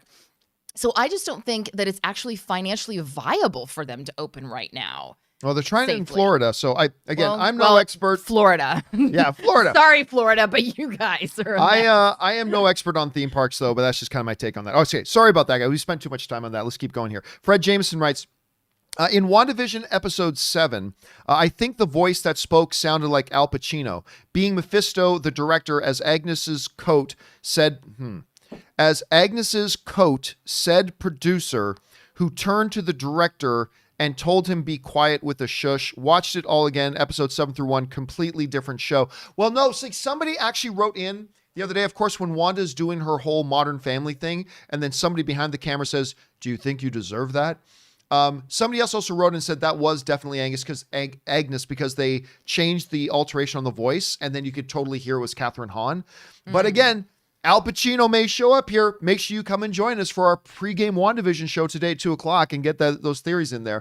For a minute there, YouTube stopped taking the live stream, but apparently the live stream is now back up again. It wasn't an internet problem on my end. The internet on my end is moving very, very well and very, very quickly. But apparently there was a bit of a YouTube situation where for a couple of minutes there, YouTube wasn't receiving any stream. But they seem to have fixed the problem. We're back up and running again. Okay, let's move on. Next up, we got Ike Nwoko writes and tips in like $20. Thank you, Ike. WandaVision theory. Wanda made a deal with someone to get Vision back and create sitcom reality, but can't remember. While Wanda lives in a fake reality, Agatha is siphoning her power to help unlock the mystical book in her basement that will summon the real villain. The real villain will be the main villain for Doctor Strange 2. The missing children are being used by Agatha for a spell to help her open the mystical book, and Wanda needs to stay seduced in the sitcom reality in order for Agatha to siphon her powers. Well, there's some of that I agree with, Ike, and some of it I disagree with. Like, clearly, the Yo Magic commercial points out that somebody's trying to feed on her magic. And I do think that has something to do with the book. I don't think somebody else created the hex. I do think Wanda still created the hex. I think she's aware that she created the hex and all that kind of stuff. But again, is it the book involved? Yes. And I don't think missing children are involved too, because a lot of people are saying, because I thought this too at one point, in behind the scenes pictures from Spider-Man 3, there's a big bulletin board outside where people put up posts, and a lot of them are missing children posts. And so a lot of people thought there's no children in WandaVision. That's how Spider-Man missing children. But then you remember The events of Spider-Man 3, Spider-Man No Way Home, takes place 8 months after the events of WandaVision. So that tie-in with the children seems unlikely. I'm not sure. What do you think about the theory that Wanda made a deal with somebody to create the Hex and she just doesn't remember it? What do you think? Well, I definitely think that she created the Hex because she goes in and out of, she went in and out of it. And I think it was like episode 5 or 6. Something like that, yeah. Yeah.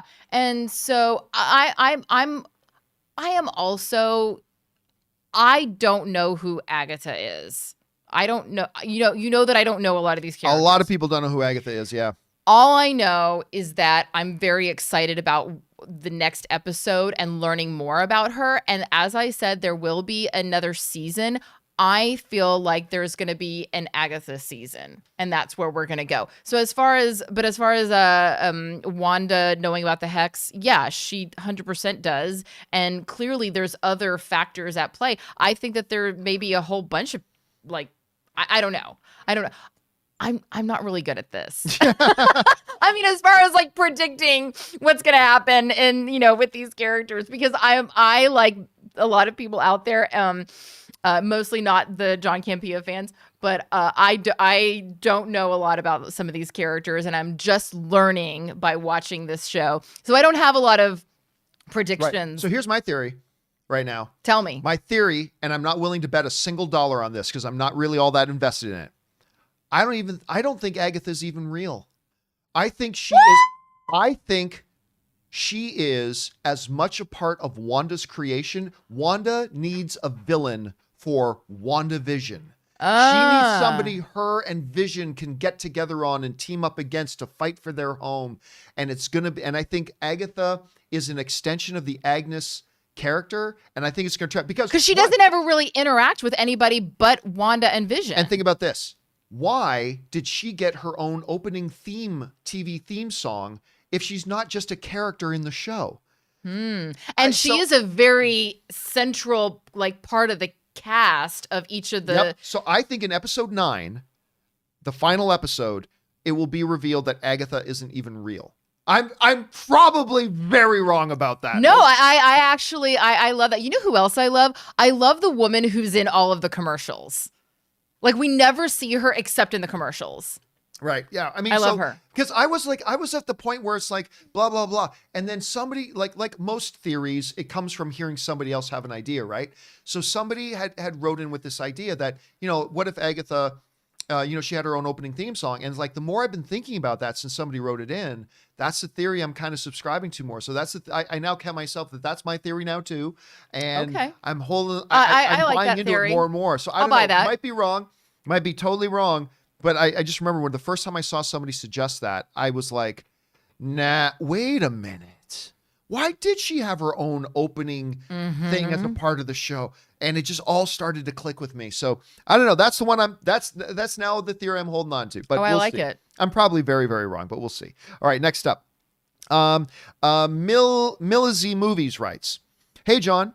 They quietly announced that Alien 3, and Alien Resurrection are getting 4K remasters on Disney Plus's Star. Could this be a sign of Disney wanting to heavily invest in Fox's Alien property moving forward? Big fan, bring on the filthy. Thank you so much for that. No, I don't take that as any sort of indication. Look, doing a 4K remaster, I'm not going to say it's cheap. I can't afford to do it. But it's nothing for Disney to put out the money to do a 4K remaster to promote and bump up their new service. Yeah. That is an infinitesimal drop in the bucket to compare to the idea of wanting to invest hundreds of millions of dollars to do more Alien projects. Now, do I think they will do more Aliens in the future? Yes. I think there will be more Aliens in the future.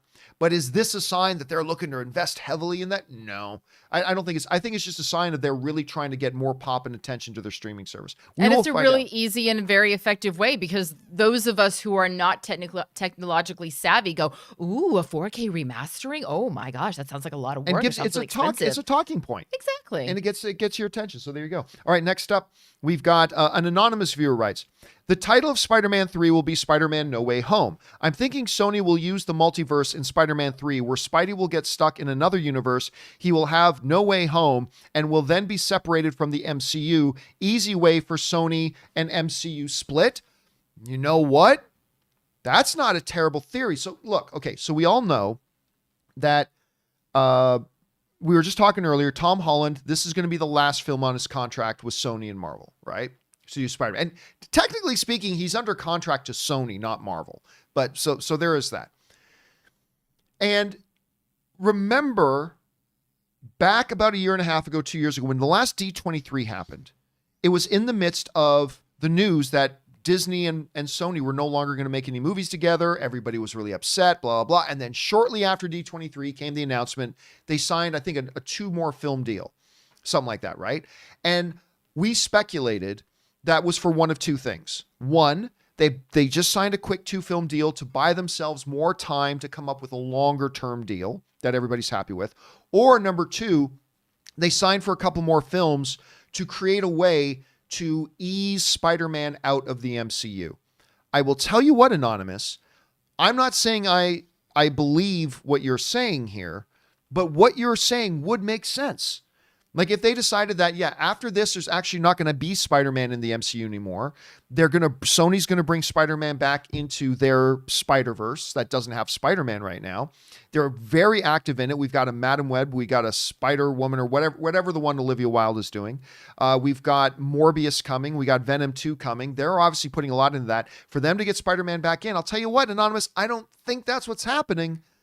But if it is, it would make total sense. So that's really well thought out. War Doctor 10 writes, "Hey, John and crew, is there a piece of music from a TV show that gives you all the feels? Mine would have to be Vale Decem from Doctor Who. It adds gravitas to the already emotional scene. Doctor Who is a must-watch, by the way. What are your thoughts? Thanks." I don't watch Doctor Who, so I'm not familiar with the show at all. But I will tell you a piece of music that really, really did get me well. And it's going to sound like a weird show for it to be. What was supposed to be the series finale of Scrubs. It was supposed to be the series finale, but then they got everybody to sign back up for another season on another network, except for the main star. So they did another season at another network. Zach Braff? Without Zach Braff. So they went Come on, Zach. I know, they did one without him, because that was supposed to be the season finale, the series finale. But the way Scrubs ends is Zach Braff's character standing on the outside of the hospital, kind of looking out, and he sees his future. And he sees future, like, home movies of him, and I forget the blonde girl that was his love interest the whole time, together and married, and they have a child. And then his best friend Turk and his wife and their children growing up together. And as he's seeing these home movies, the Peter Gabriel song Book of Love is playing, which was actually mine and Anne's wedding song. The Book of Love is long and boring. If you guys haven't heard Peter Gabriel's Book of Love song, it's amazing. So the end of Scrubs, to me, that was the end of Scrubs. The next season doesn't exist.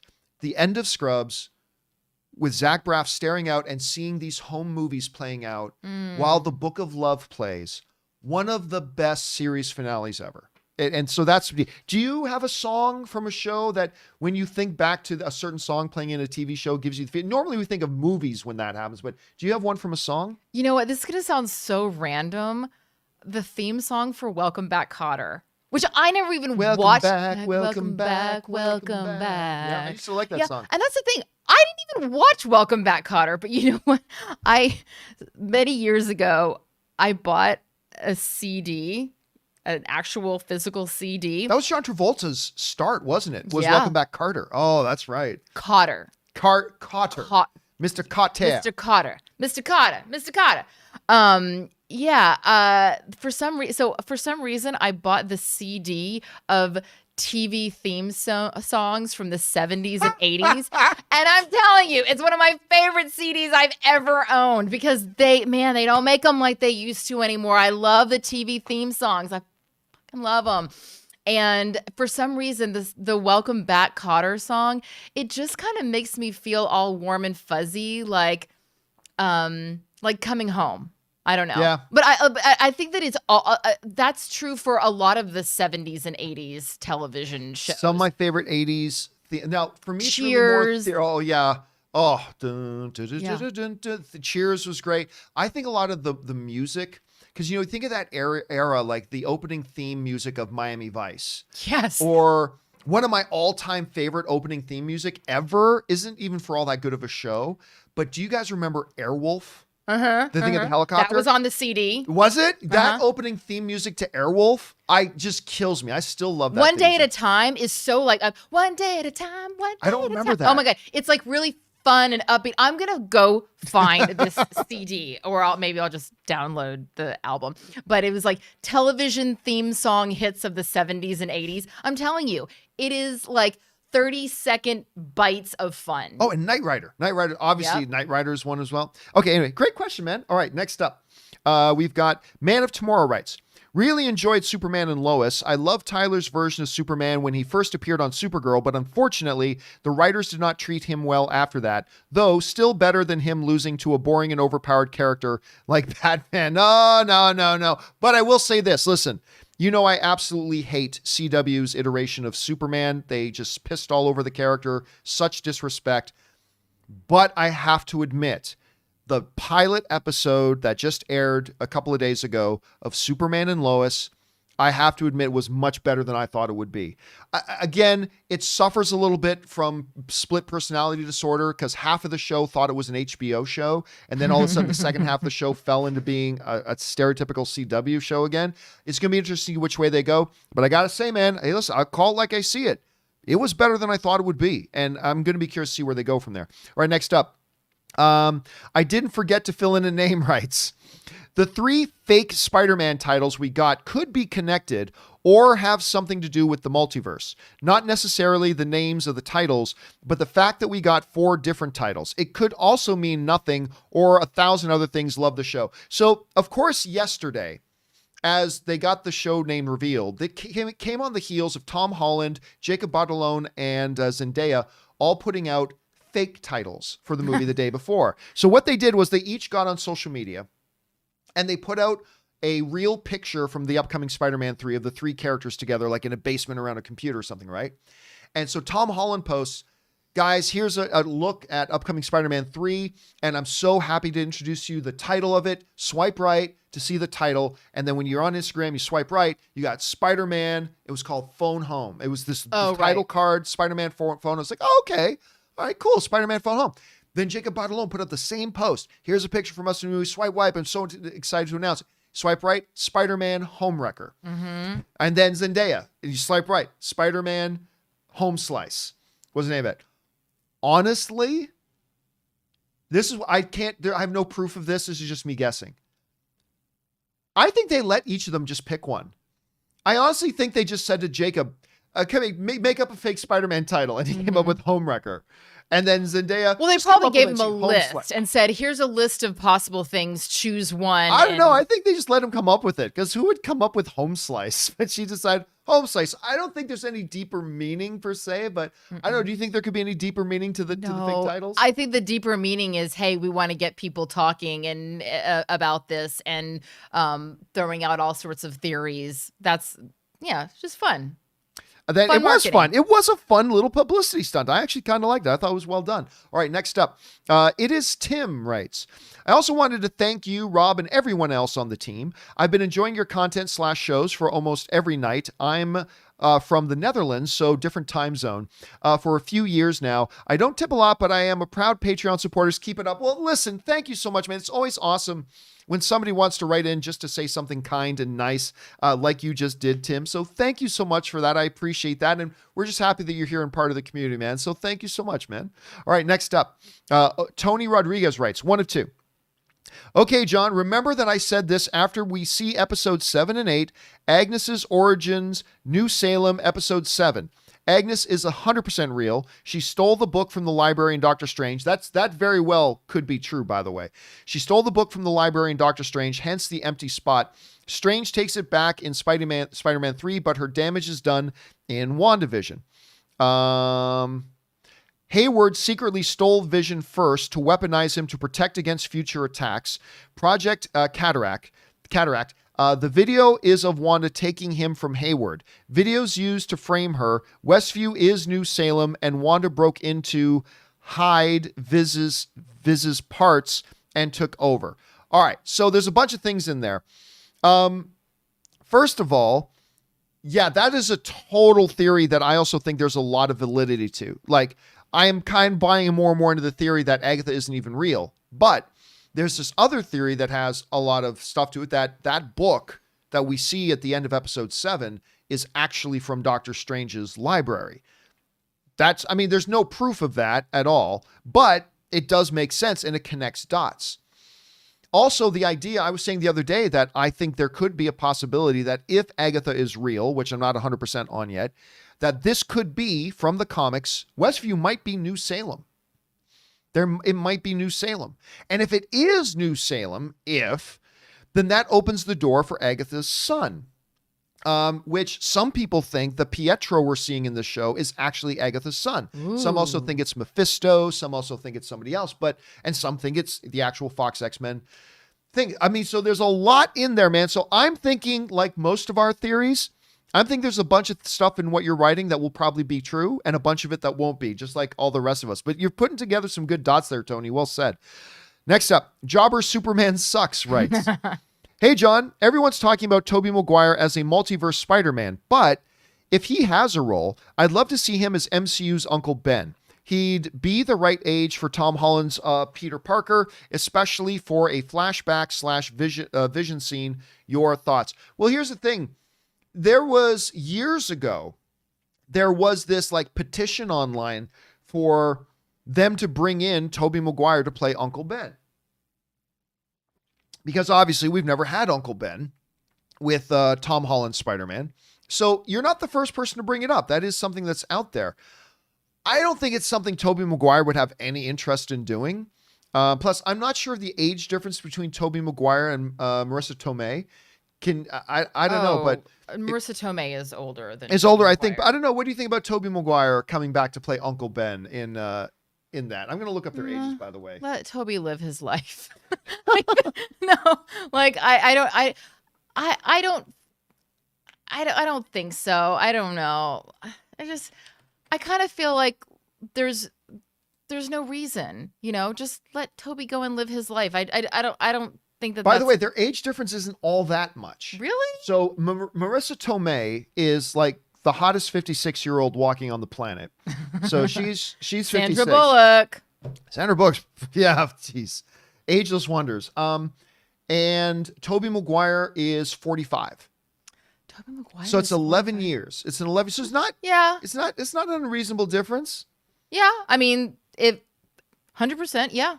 It could be. Okay. Could be. So, I don't think they're going to do that, but I mean, no, I don't think so. You could say that works. Yeah, no, it totally works. I mean, it beyond works. I mean, if the sexes were switched, then it wouldn't be even a conversation. So yeah, I mean, it 100% works. I'm not questioning the age gap as much as I am. Just I think that there's maybe this perception that I have of Tobey Maguire as perennially being 19. No, you think of it because the age is fine because Tobey Maguire being 45, that means, I think this he's like Macaulay Culkin. He's always going to be a kid to me. He looks young. Him and who's the guy again who plays Frodo? Oh, yeah. Mm-hmm. Why am I freezing on Frodo's name? Yeah. Anyway. I was going to say Elliot Page, and I'm like, no. But if you think about it, at 45, and I think Peter's probably supposed to be 18 years old or something like that. And Manny Mendoza writes in Elijah Wood. Yes, Elijah Wood. Elijah Wood's another guy who always constantly looks like he's way younger. And Harry Potter, Daniel Radcliffe. You'll always think of him as being a lot younger. But at 45, that means if Peter's 18, that means he had Peter when he was 27. Well, if he's his uncle, then he didn't have him. Oh, sorry, right. But still, but he would be roughly the same age as whoever his dad was. So that would mean like 27 years. So no, he is not too young to play Uncle Ben. He's not too young to play Right, Uncle Ben. he's not too young to play Uncle. He looks like he's 27. That's He the problem. looks like he's 27, and I also just don't feel like there's so many amazing actors out there in the world, like, and I don't personally feel like Tobey Maguire has the gravitas. Like, there's a reason he played Spider-Man. You know, there's a certain element that certain actors have, and I don't think that it's that Uncle Ben quality. My personal opinion. There you go. I think that Tobey Maguire has many other things that he needs to do that have nothing to do with Spider-Man, and I would like to see him go do those things. And Aaron, we've kept you over time. Thank you so much. Is Joey there? Want to grab Joey's? Yeah, she just woke up from a little nap. You guys have no idea. I mean, you can tell by looking, but you have no idea how sweet Joey Bishop is. Joey Bishop is like the sweetest little dog. Like and what she you're seeing. Loves her Uncle John. You should see her. This is how she is all the time. She's just like so sweet. Just wants her belly rubbed. She's a stuffed animal with a heartbeat, and she gets so excited. And it was so cute when you were at the other studio. She knew exactly. She would get out of the car. She'd have her morning pee, and then she'd go running down the little walkway because she knew. And she would just turn. She knew exactly where Uncle John lives. And then this morning, as I was like, "Come hang out with me while I do my makeup," she was like, "No, I'm going to go into the studio with Uncle John." And she was just gone for 15 minutes. She loves her Uncle John. Oh, that's just because I give her treats. Anyway, it's part of it. Where can people follow you and Joey online?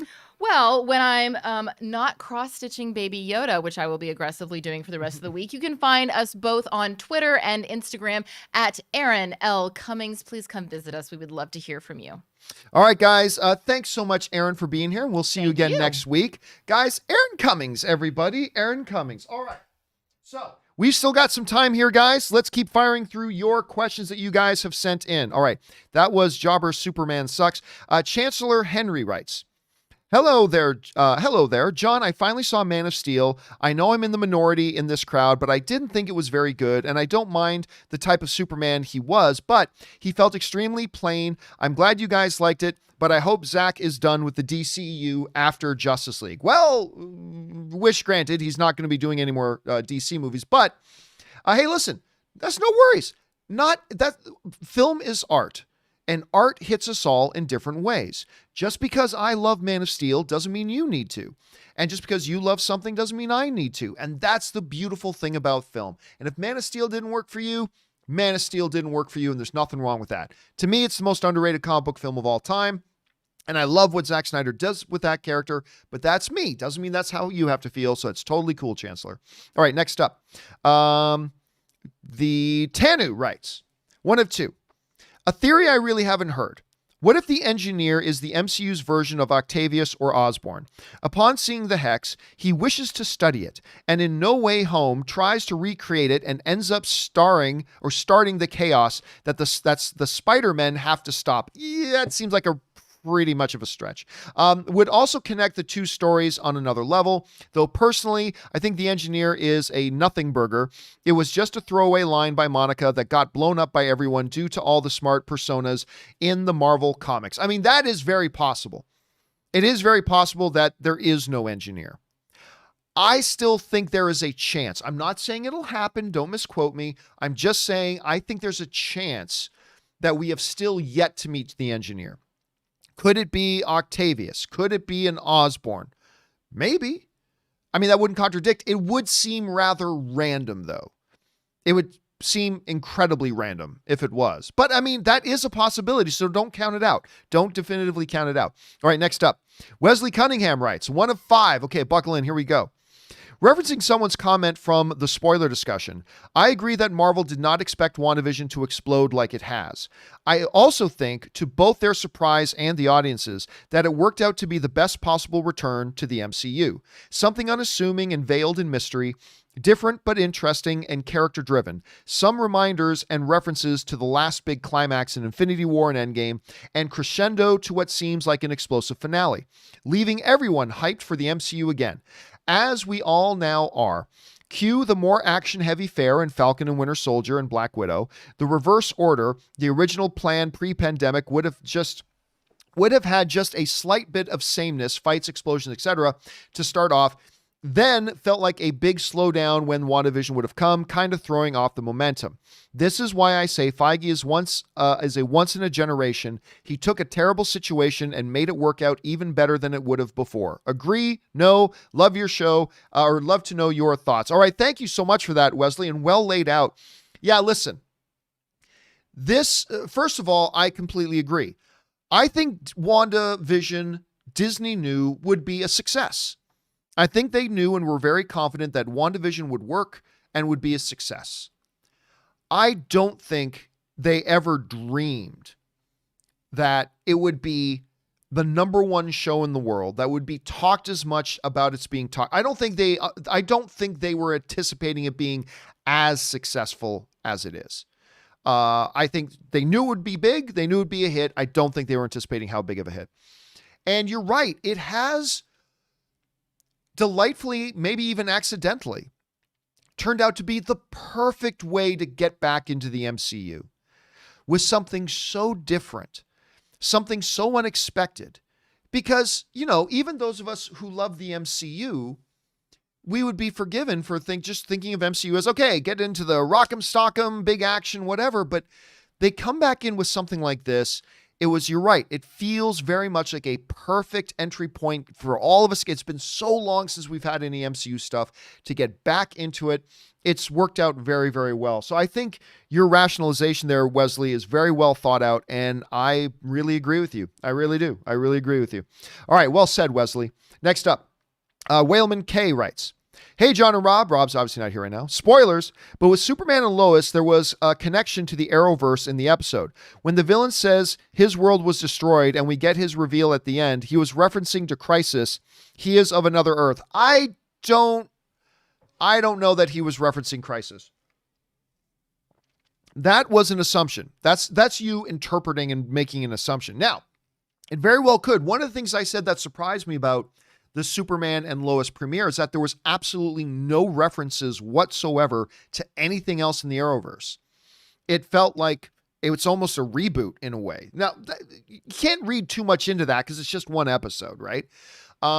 Your assumption that he might be a survivor of Crisis, maybe. It's a possibility, but I wouldn't assume that yet. But you might be onto something, William. Let's see where they go with episodes 2 and 3. I am curious to see where the show goes. All right. Osvaldo writes, hello, John and the wonderful Rob. Rob's not here today, of course. He's never here on Thursdays. So the title for the new Spider-Man movie was revealed. Did you all notice the silhouette of the island of Puerto Rico surrounding the logo? I'm Puerto Rican, and I will love to see Miles Morales in this one. Love you guys. I did not. And I looked at the logo. I didn't see that. I mean, maybe let me ask you guys in the live chat. Did you guys notice a silhouette of the country of Puerto Rico? I did not notice it. Maybe that's just because I wasn't looking for it, but I'll let you guys tell me if you think that was there or not. I don't think they're going to bring Miles Morales into it. I think Miles Morales, we got some people say, okay, not in the logo, but in the video. Okay. That's what some of you guys are saying. All right, I see what you're saying. Well, maybe there is some to it. Like, I don't think they're going to bring Miles Morales into it, only because I think Miles Morales is their animated Spider-Man right now. Spider-Man into the Spider-Verse, Miles Morales, I don't think they're going to want to cause confusion there. I think that's where they're going to focus on Miles Morales. But it's possible. It's totally possible. They kind of hinted at it with Donald Glover in the one Spider-Man movie. So maybe they do. I think they keep him animated, but maybe they bring him to live action. We'll have to wait and see. All right, guys, I'm going to take one more question, then we're going to just take a quick 2, 3, 4 minute break while I refill my drink. All right, James Argento writes, last year on May 4th, we got the series finale of Clone Wars and confirmation of Taika's films and headline series. Do you think Lucasfilm will announce any updates for their projects like casting, Squadron Rider, to go with Bad Batch series premiere this year? Yes. Yes, I do. I think on May the 4th, which is of course Star Wars Day, May the 4th be with you. I think on May the 4th, they will give us, I don't think any like big explosive announcements. Like I don't expect to hear like some brand new movie trilogy or whatever, but I do believe we're probably going to get some big updates. Like, here's what's happening with Taika's Taika Waititi's Star Wars movie. Like, here's what's happening here's an update on Kevin Feige's Star Wars movie. Here's an update on like a big significant, here's some big casting news for The Acolyte, the upcoming Star Wars show. So I don't think any big explosive new things, but I think some really cool big updates. And I do think, again, no proof of this, I don't know this for sure, but I do think they will probably use May the 4th to do that. All right, guys, here's what I'm going to do. I'm going to take a couple minute break here. Been going for about an hour and 45 minutes. I'm going to take a little bit of break. I need to go refill my drink, rest the voice for just a couple of minutes. So hang tight, guys. Talk amongst yourselves. Go and take a bathroom break, whatever. Chat about all the topics we've talked about or more to come. Don't go anywhere, guys. We will be right back.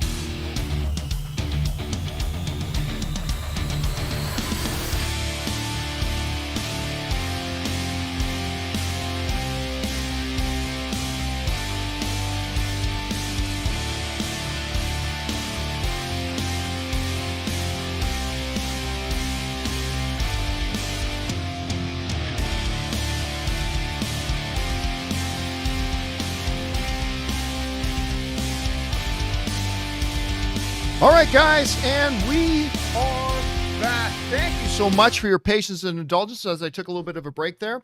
Now, had to go get my drink. I went Anna and I went to the gas station last night, and I don't know why I was just in the mood for a Pepsi Zero, so I went and got one of those. So yes, don't worry, even though I'm still drinking my Zevia, sponsor me, you cheap sons of bitches.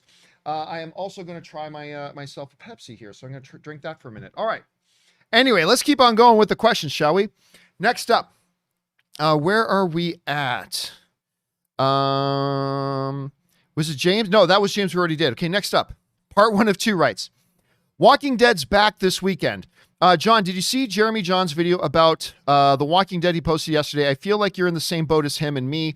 He stopped after season 8, then binged 9 and 10 and was like, wow, 9 and 10 really was good. They really turned the show around like best Walking Dead has ever been. The new showrunner revamped the show, especially with the Negan jail arc and Ryan Hurst's villain and Robert Patrick. Again, I heard Ryan Hurst was in there, who is, of course, Opie in Sons of Anarchy. I love him. Robert Patrick, who will be in the new episodes. At very least, watch season 9, episode 4, because that's Rick's last episode and it's phenomenal. No interest. Now, don't get me wrong. I'm not poo-pooing on Walking Dead. Other people watch it. I have just moved on from Walking Dead. I was right up with it until a couple of seasons ago. I think it was like 2 seasons ago I checked out. I think, and I'm not saying it's not good or whatever, but I've tapped out of Walking Dead. I was actually kind of over Walking Dead even before I stopped watching, but I completed the 1 season that ends with them having Negan in prison. That's where I left off. And I've heard some good things about the other ones, but just to be honest with you, I'm Walking Deaded out. If that makes sense. I'm Walking Deaded out. I just don't have interest in the show anymore. But for those of you who are still watching it, awesome. But for me, like I just said, I'm just kind of over it. It's time for me to move on. And I liked it for what it was. All right, next up. Anonymous viewer writes, well, I do love buttered popcorn at the movies. I also enjoy white cheddar flavor popcorn from Trader Joe's. Listen, I'm not really a popcorn guy, like traditional popcorn. For whatever reason, though, when I'm at the movie theater, I have to have popcorn. I must have popcorn. It's like a Pavlov's dog. I get the Pavlovian response. I walk into a movie theater. Right now, I'm just even thinking about being in a movie theater. My mouth starts to water for buttered popcorn. I just do. Now, occasionally, I will pick up a bag of like Chicago mix where it's like cheddar popcorn mixed with caramel popcorn. Ooh, that Chicago mix. I really, really do like that. But really, for the most part, I don't eat it. But yes, a good white cheddar popcorn is also really good. You know what? I was hanging out with Clark Gregg. I'm going to see if I can find this. I'm not totally sure I can. Hold a second. Let me see if I can find it. I'm not sure I'm going to be able to find it, but let me see if I can. So I was hanging out this one weekend. Oh, here it is, with Clark Gregg. And it was before the first Avengers movie came out. And he and I were doing this thing. Clark Gregg plays Agent Coulson in Agents of S.H.I.E.L.D. And he and I were doing this thing where we would, Avengers was playing in like every theater in the AMC Burbank 16, right? Every theater in the AMC Burbank 16. And so what Clark Gregg and I were doing was I would go into one of the theaters right before Avengers started. And I'd say, hey guys, I'm John with AMC and we're so glad that you're here and blah, blah, blah. And I'd give away some t-shirts. And then I'd say, and by the way, guys, somebody wanted to drop in and say hello. Clark Gregg, Agent Coulson from the MCU. And Clark Gregg would come in and people would lose their minds and stuff like that. The reason I bring all that up about the popcorn is this. So as he and I were going around that night, he was like, hey, I'm hungry. Let's get something. I'm like, okay. So we go up to the concession stand. I get him some popcorn. He's like, and then he said this. This is something I had never heard of before. He said, also, can I get some Raisinets? I'm like, okay, I hate raisins. Just so you know, I absolutely deplore raisins. Hate them. And he takes this box of Raisinets, right? Takes a box of Raisinets and pours them onto his popcorn. And I'm like, wait a minute, time out. What are you doing? And he looks at me like I'm crazy. He goes, You've never poured Raisinets in your popcorn? I'm like, dude, listen to what you just said. Are you really putting that into your popcorn? Now, coming from Canada, I had never heard of such a thing. In Canada, we do not do such unnatural, abominational things of that. But then I told Anne about this story. When I got home, I told her what he did, and Anne was just said like, yeah, people put M&Ms in their thing. They put raisins in popcorn, and then she even and like, look, who puts stuff in their popcorn? Do you guys put stuff in your popcorn? Anyway, I had never heard of such a thing. It is still one of the weirdest things I had ever seen. When Greg pulls out this thing and starts pouring raisins into his popcorn, I just thought that was the strangest thing. Anyway, okay, let's move on. Dion is writing in the live chat. What type of witchcraft is that? I know, right? It seems like witchcraft. All right, next up. Wakanda Forever writes, I love Superman, but I tried to watch episodes of The Flash, Arrow, and Supergirl, but CW was never my thing. I had no interest in Superman and Lois, but you and Rob talked about it, so I gave it a shot. Watching the opening scene, I had tears in my eyes. Yeah, listen, their opening of this Superman Lois, the entire first half hour actually, was very, very HBO-ish. You know, it didn't feel like CW to me. It felt more like HBO, and that's a good thing. And then the second half kind of felt more like CW. But hey, listen, it was good enough that it far exceeded my expectations, and I'm going to give episodes 2 and 3 a shot. All right, The Black Knight writes, Wagwan, JC, it's been a while, but I have my lunch money, so buckle in. Have you seen American Skin? If so, I would like your thoughts. Yeah, because mostly I watched American Skin. Let me bring it up here for those of you who don't know. So the reason I was interested in American Skin is because of the players involved. So this was 2000.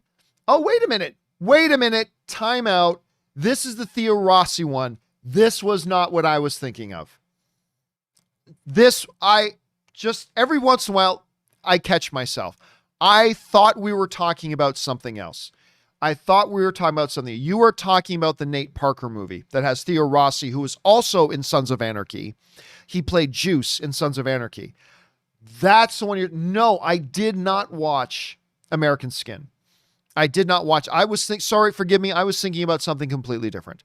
But no, the Nate Parker one with Theo Rossi, that I did not see. So unfortunately, I cannot give you my thoughts on it, but I did not get around to seeing that one, unfortunately. It's a good thing I was checking. So no, because I would have started talking about something completely different, and y'all would have been like, what the hell is Campea talking about?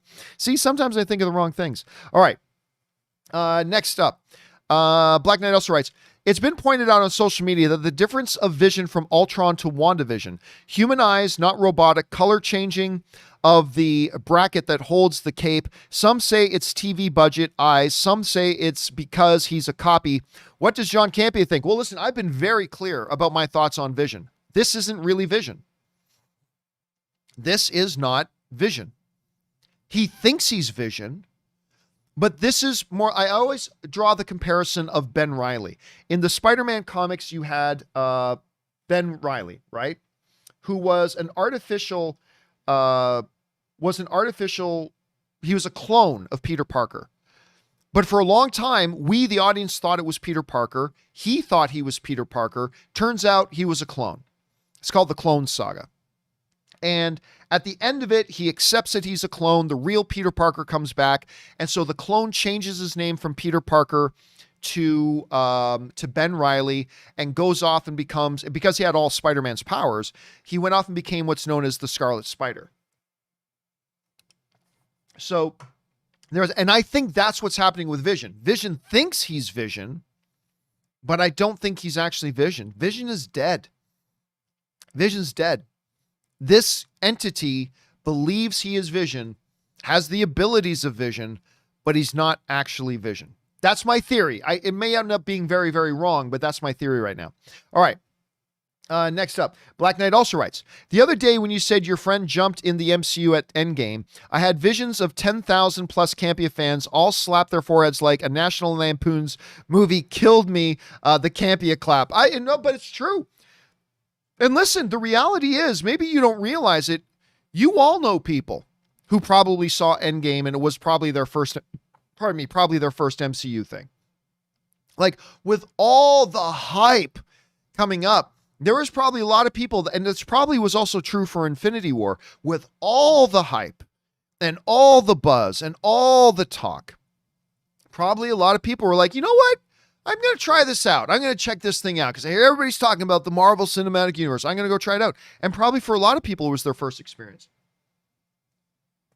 You know, it wasn't, my friend was not just the only one, man. I'm sure my friend wasn't the only one. All right, next up. Black Knight writes again, I know you said you like it when people disagree with you, but as John Campea fans, it makes our day when you boost our opinions and give it the John Campea cream. At the same time, burst our weak bubble when you say, that's dumb. Well, I mean, that's how friends talk, right? Like sometimes I'll read some of the comments and say, hey, listen, because we're in the community together, right? Like when I think something is dumb, I'll say, that sounds kind of dumb. That sounds kind of dumb. You're not dumb, but that sounds kind of dumb. Like, because that's how friends talk. And so that's kind of how I throw that out there sometimes. All right, next up. Black also writes, my top 4 list of John bursting my bubble. Garfield and Maguire with Holland, Saturday Night Live only. Pine should have been Lantern, not Trevor. Troy and Passengers are bad movies. Yeah. I can now smile at one of these. Well, again, listen, I do think with all the stuff that we've seen and heard, that Maguire and thing. But yeah, listen, for the longest time, and I'm still not convinced otherwise, the idea of bringing in Maguire and Garfield, I don't think is a great idea. I really don't. I don't think it's a great idea, but I do believe it's happening. Now, to be clear, that's never been confirmed by anybody. Nobody has been able to confirm that that's true. But I've seen enough anecdotal stuff and I've heard from enough people that I believe it's true. But hey, listen, there's still a possibility they may not show up in there. I think they are, but I don't think it's a good idea. I still think it's a bad idea. I really do. As far as Troy and Passengers, yeah, those are poor movies. But hey, it's all subjective. Just because I think it's a poor movie doesn't mean you have to. And Pine should have been Green Lantern. I don't know, man. I thought he was a terrific Steve Trevor. I really do. I thought Chris Pine as Steve Trevor is a bigger reason that those movies work than Gal Gadot is. And remember, I think Gal Gadot did a better job than I thought she would. Full credit. But Chris Pine is the powerhouse in that one. And I thought he really made something work there. All right, next up. Black Knight writes, more studios are not using the original character to play a hero.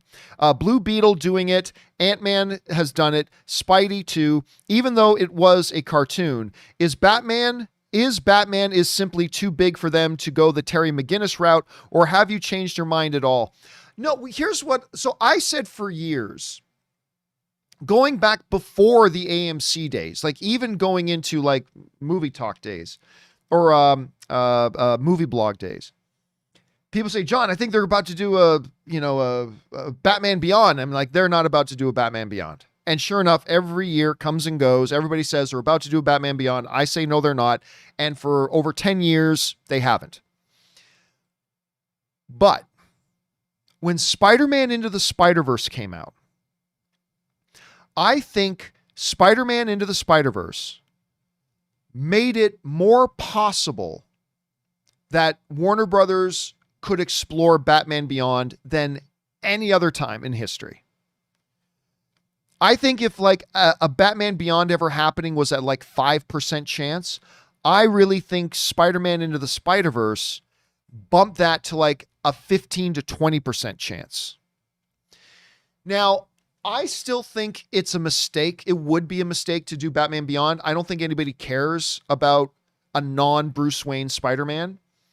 Like outside of hardcore comic book fans, and we only represent 5% or less of the movie-going audience, I don't think anybody's interested in a non-Bruce Wayne Batman.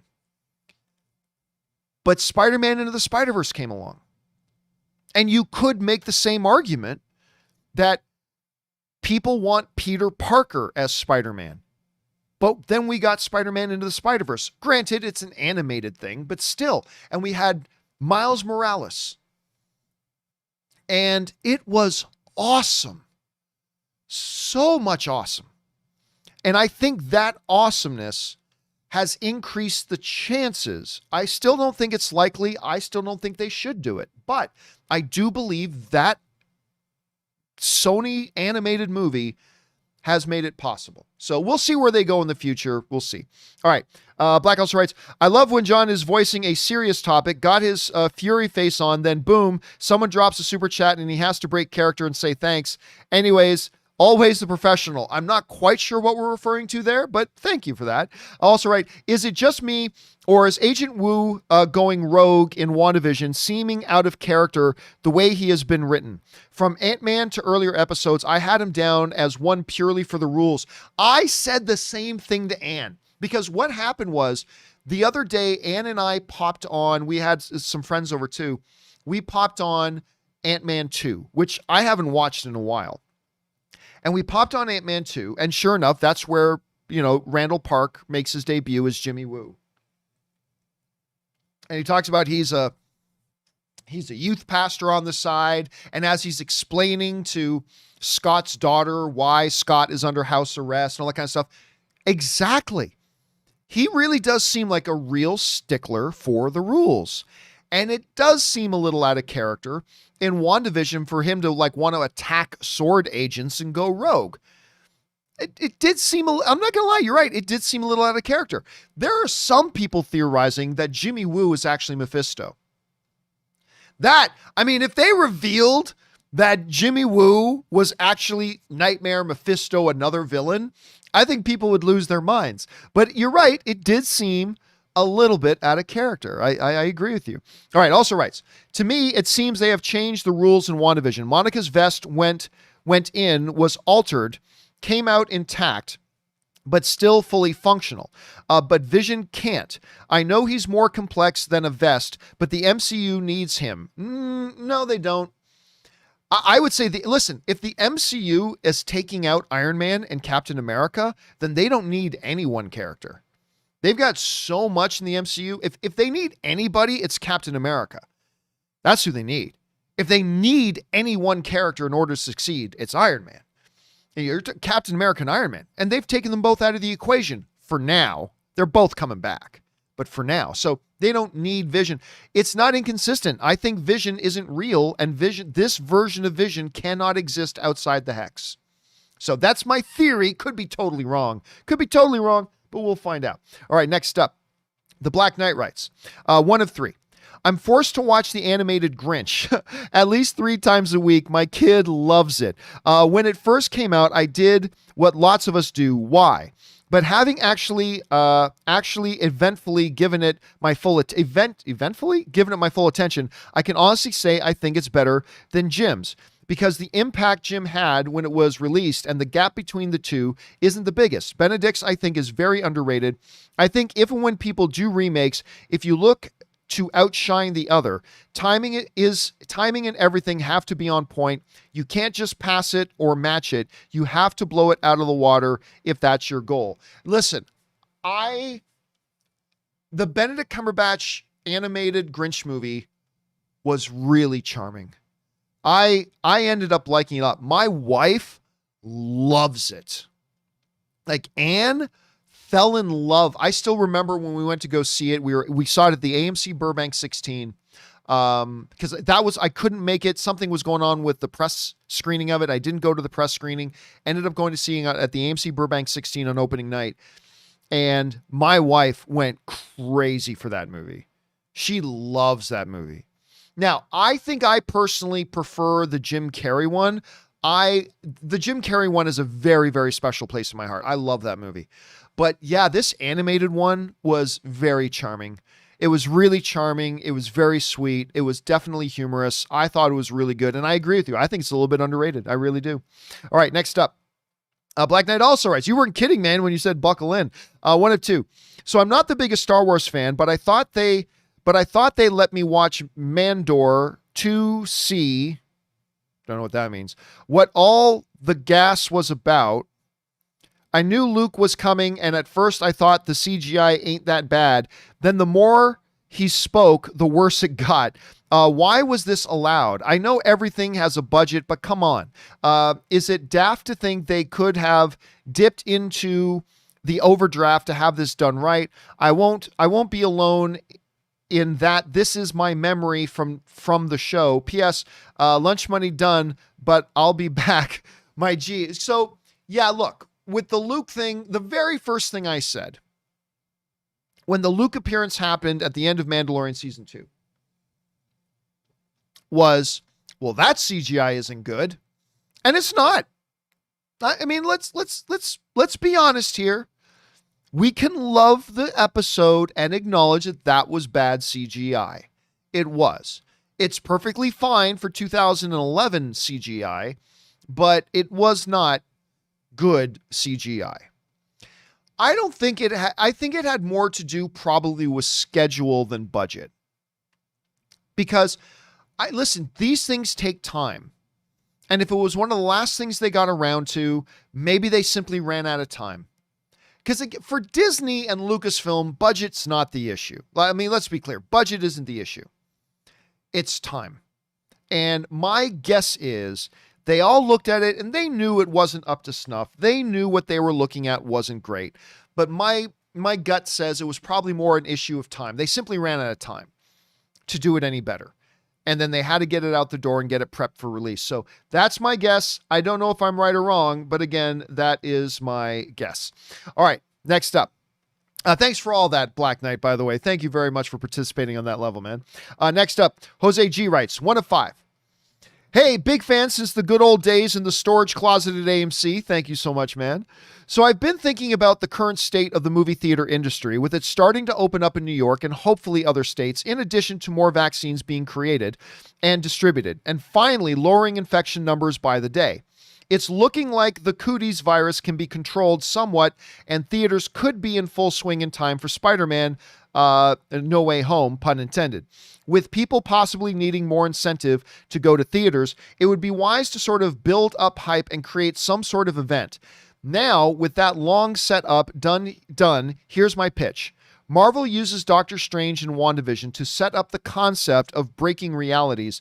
Throw in a cameo in Loki via reality jumping shenanigans. Have those consequences climax in Spider-Man and finally be resolved in Doctor Strange and I don't know what MVOM is. This way you have an overarching story using different properties, building up excitement as the audience, and ultimately driving people to the movie theaters. This could possibly help boost Spider-Man since it's opening exclusively on theaters. Sony, Marvel need as many ticket sales as they could get. What do you think? Thanks, and keep bringing the filthy. Well, I mean, look, here's the reality. The reality is this. People who are into the MCU, you don't need to pull stunts to get people excited. I mean, that's just the reality. The audience who already likes the MCU, you don't need to pull some intricate, complicated stuff to get them excited to go out and see. And by the way, Spider-Man Into the Spider-Verse isn't the first one that's going to come out in theaters, right? WandaVision's going to come out, WandaVision. Black Widow's going to come out. Shang-Chi is coming out. All these things are coming out before Spider-Man. So there's that. For the non-hardcore Marvel people, I honestly think all the super multiple realities and I think that's a turnoff for a lot. I really do. I think for a lot of the casual movie-going audience, a lot of the overly complicated multiverse, different realities. Wait a minute, I thought this Loki was dead. I thought blah, blah, blah. I actually think that's a little bit of a turnoff for the average audience. So you don't need to hype up the Marvel fans already because the Marvel fans are going to go no matter what. You still want to market, you still want to get them excited, but you really don't have to do a lot to get us excited, right? Because who watching this show, all other things being equal, pandemic notwithstanding, but who watching this show is not going to go watch Spider-Man 3? I mean, anybody watching this show is already going to watch Spider-Man 3. Again, all other things being equal. So that's not a thing. So does that build us? I don't know. Possibly. Listen, there's a lot of possibilities of what WandaVision could be leading into. Like as far as the multiple realities, does Loki time into this? He is. Obviously, we got the TVA, the Time Variance Authority, that's plugged into Loki as well. And MJ Nation sends in a super chat badge in the live chat. Thanks, MJ. So there's a lot of possibilities there on the table, Jose. There's a lot of possibilities on the table. And some of those things, I think a lot of what you're saying is like a lot of theories. Some of it will turn out to be real. Some of it won't turn out to be true.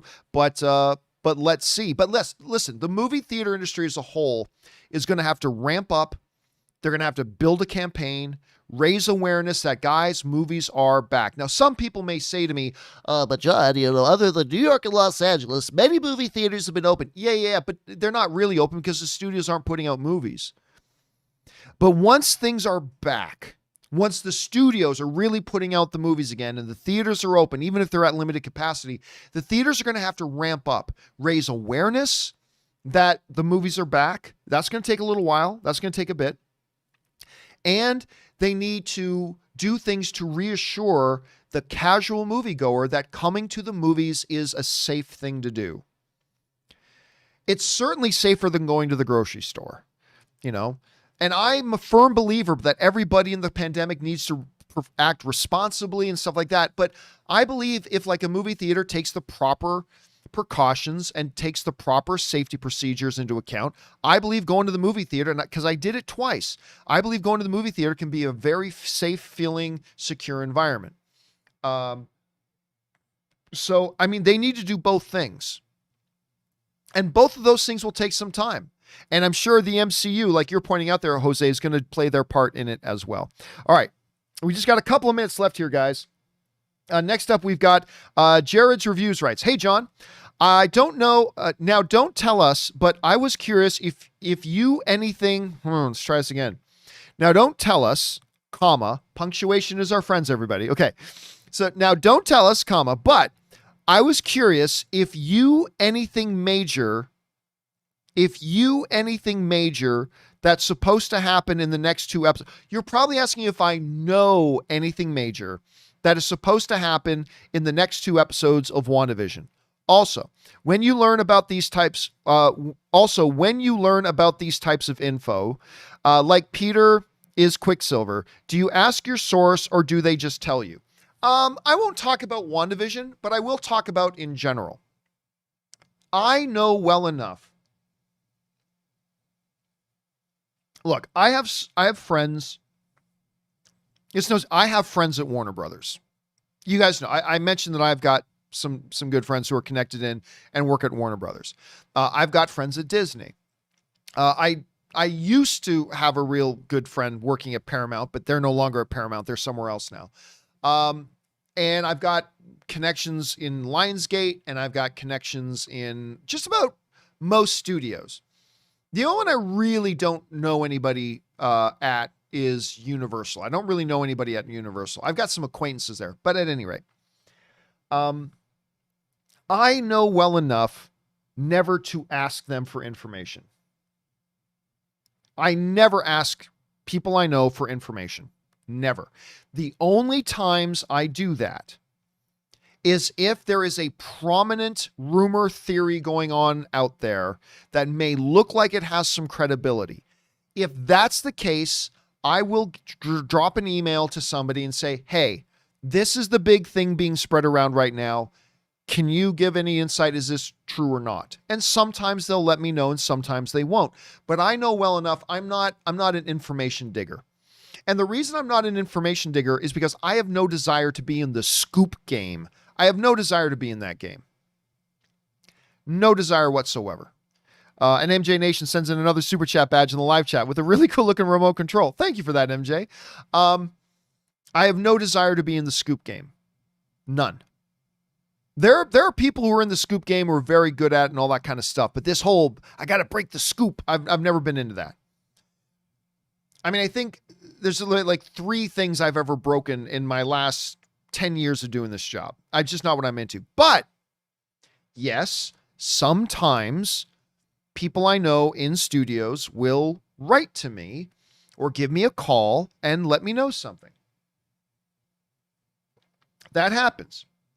Usually it's something, half the time, I'll say at least, it's something I can never mention. Like somebody might contact me, and Johnny5619 writes in a super chat badge in the live chat. Thank you, Johnny.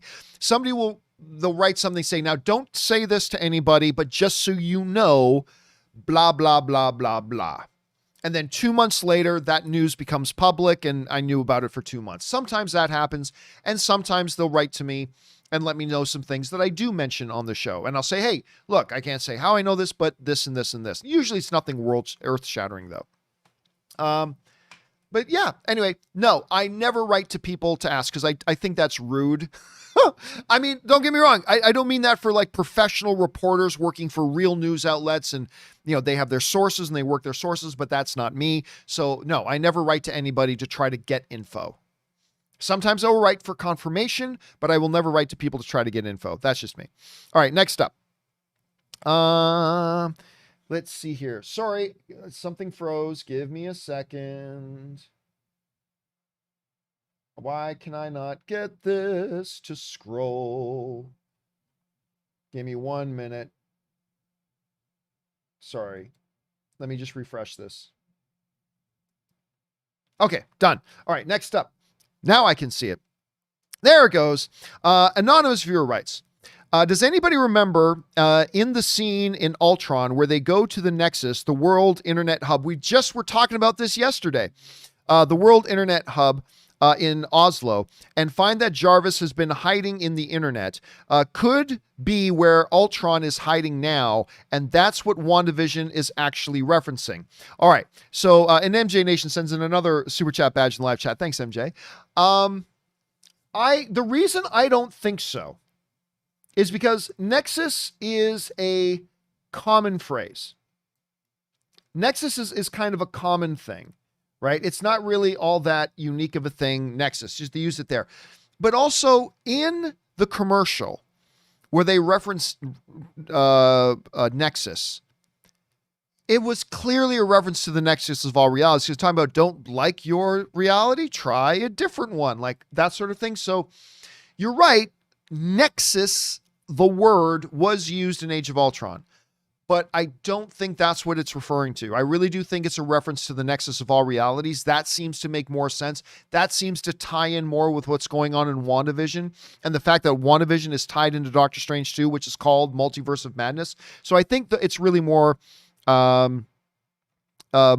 connected with that, right? Because honestly, when you look at it, in WandaVision, we've got all these weird things happening. It's connected to the Doctor Strange movie. We know Kevin Feige said WandaVision, Spider-Man 3, and Doctor Strange 2 is kind of like one story arc. And we know that the name of Doctor Strange 2 is Multiverse of Madness. And then we look at the commercial, and the commercial was like talking about alternate realities. I mean, that's really what that Nexus commercial was. And then they say Nexus. So, using rational thought, is it more likely that she's talking about an interconnected internet network, or is it more likely that it's really a reference to the Nexus of all realities? I think it makes it pretty clear they were referencing the Nexus of all realities. But anything's possible, man. You never know. Maybe it is that. Maybe it is that. And if it is, they'll reference it in the upcoming things. But I think it's more likely that it's the Nexus of all realities. We'll find out, man. We'll find out. Could be real, might not be. All right. Thanks for that, Jared's Reviews. Next up, an anonymous viewer writes.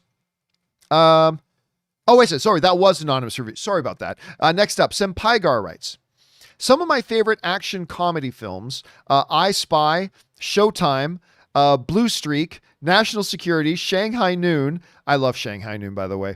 Rush Hour 1 and 2. I didn't like Rush Hour 1. I love Rush Hour 2. The Tuxedo. I didn't like the Tuxedo. Nothing to Lose. A Knight's Tale. I do like Knight's Tale. Rat Race. I love Rat Race. It's a race. Can you tell that I love Chan, Murray, Wilson, and Lawrence? Love to laugh. And by the way, my buddy Jonathan Green sends in a super chat badge in the live chat. Thank you, Jonathan. Keep sending it in, man. Money bags.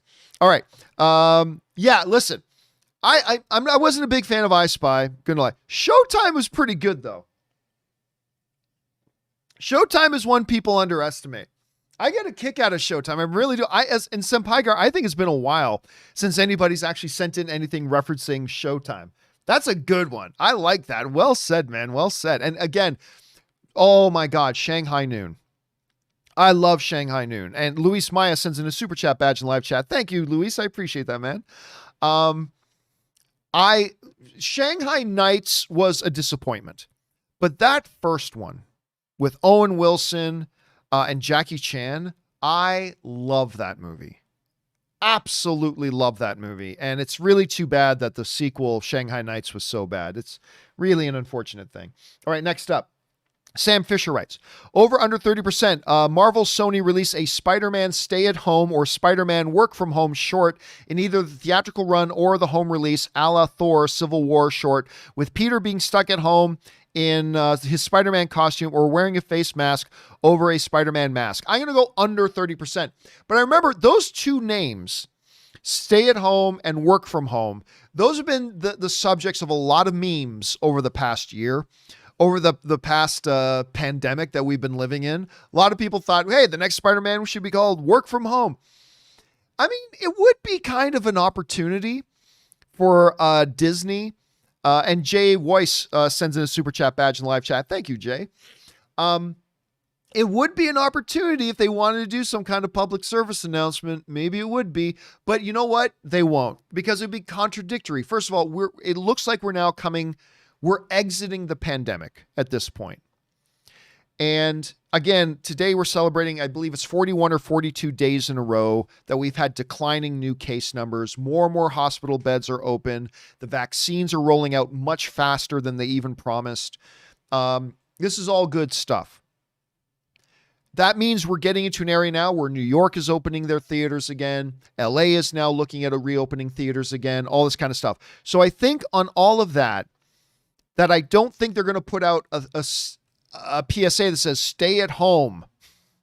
I think they're going to try to put out things. No, come on out to the movies and see Spider-Man. So I will go under 30%. I will go under, but it would have been a great thing to do earlier in the year. I think it would have been great to do. All right, next up.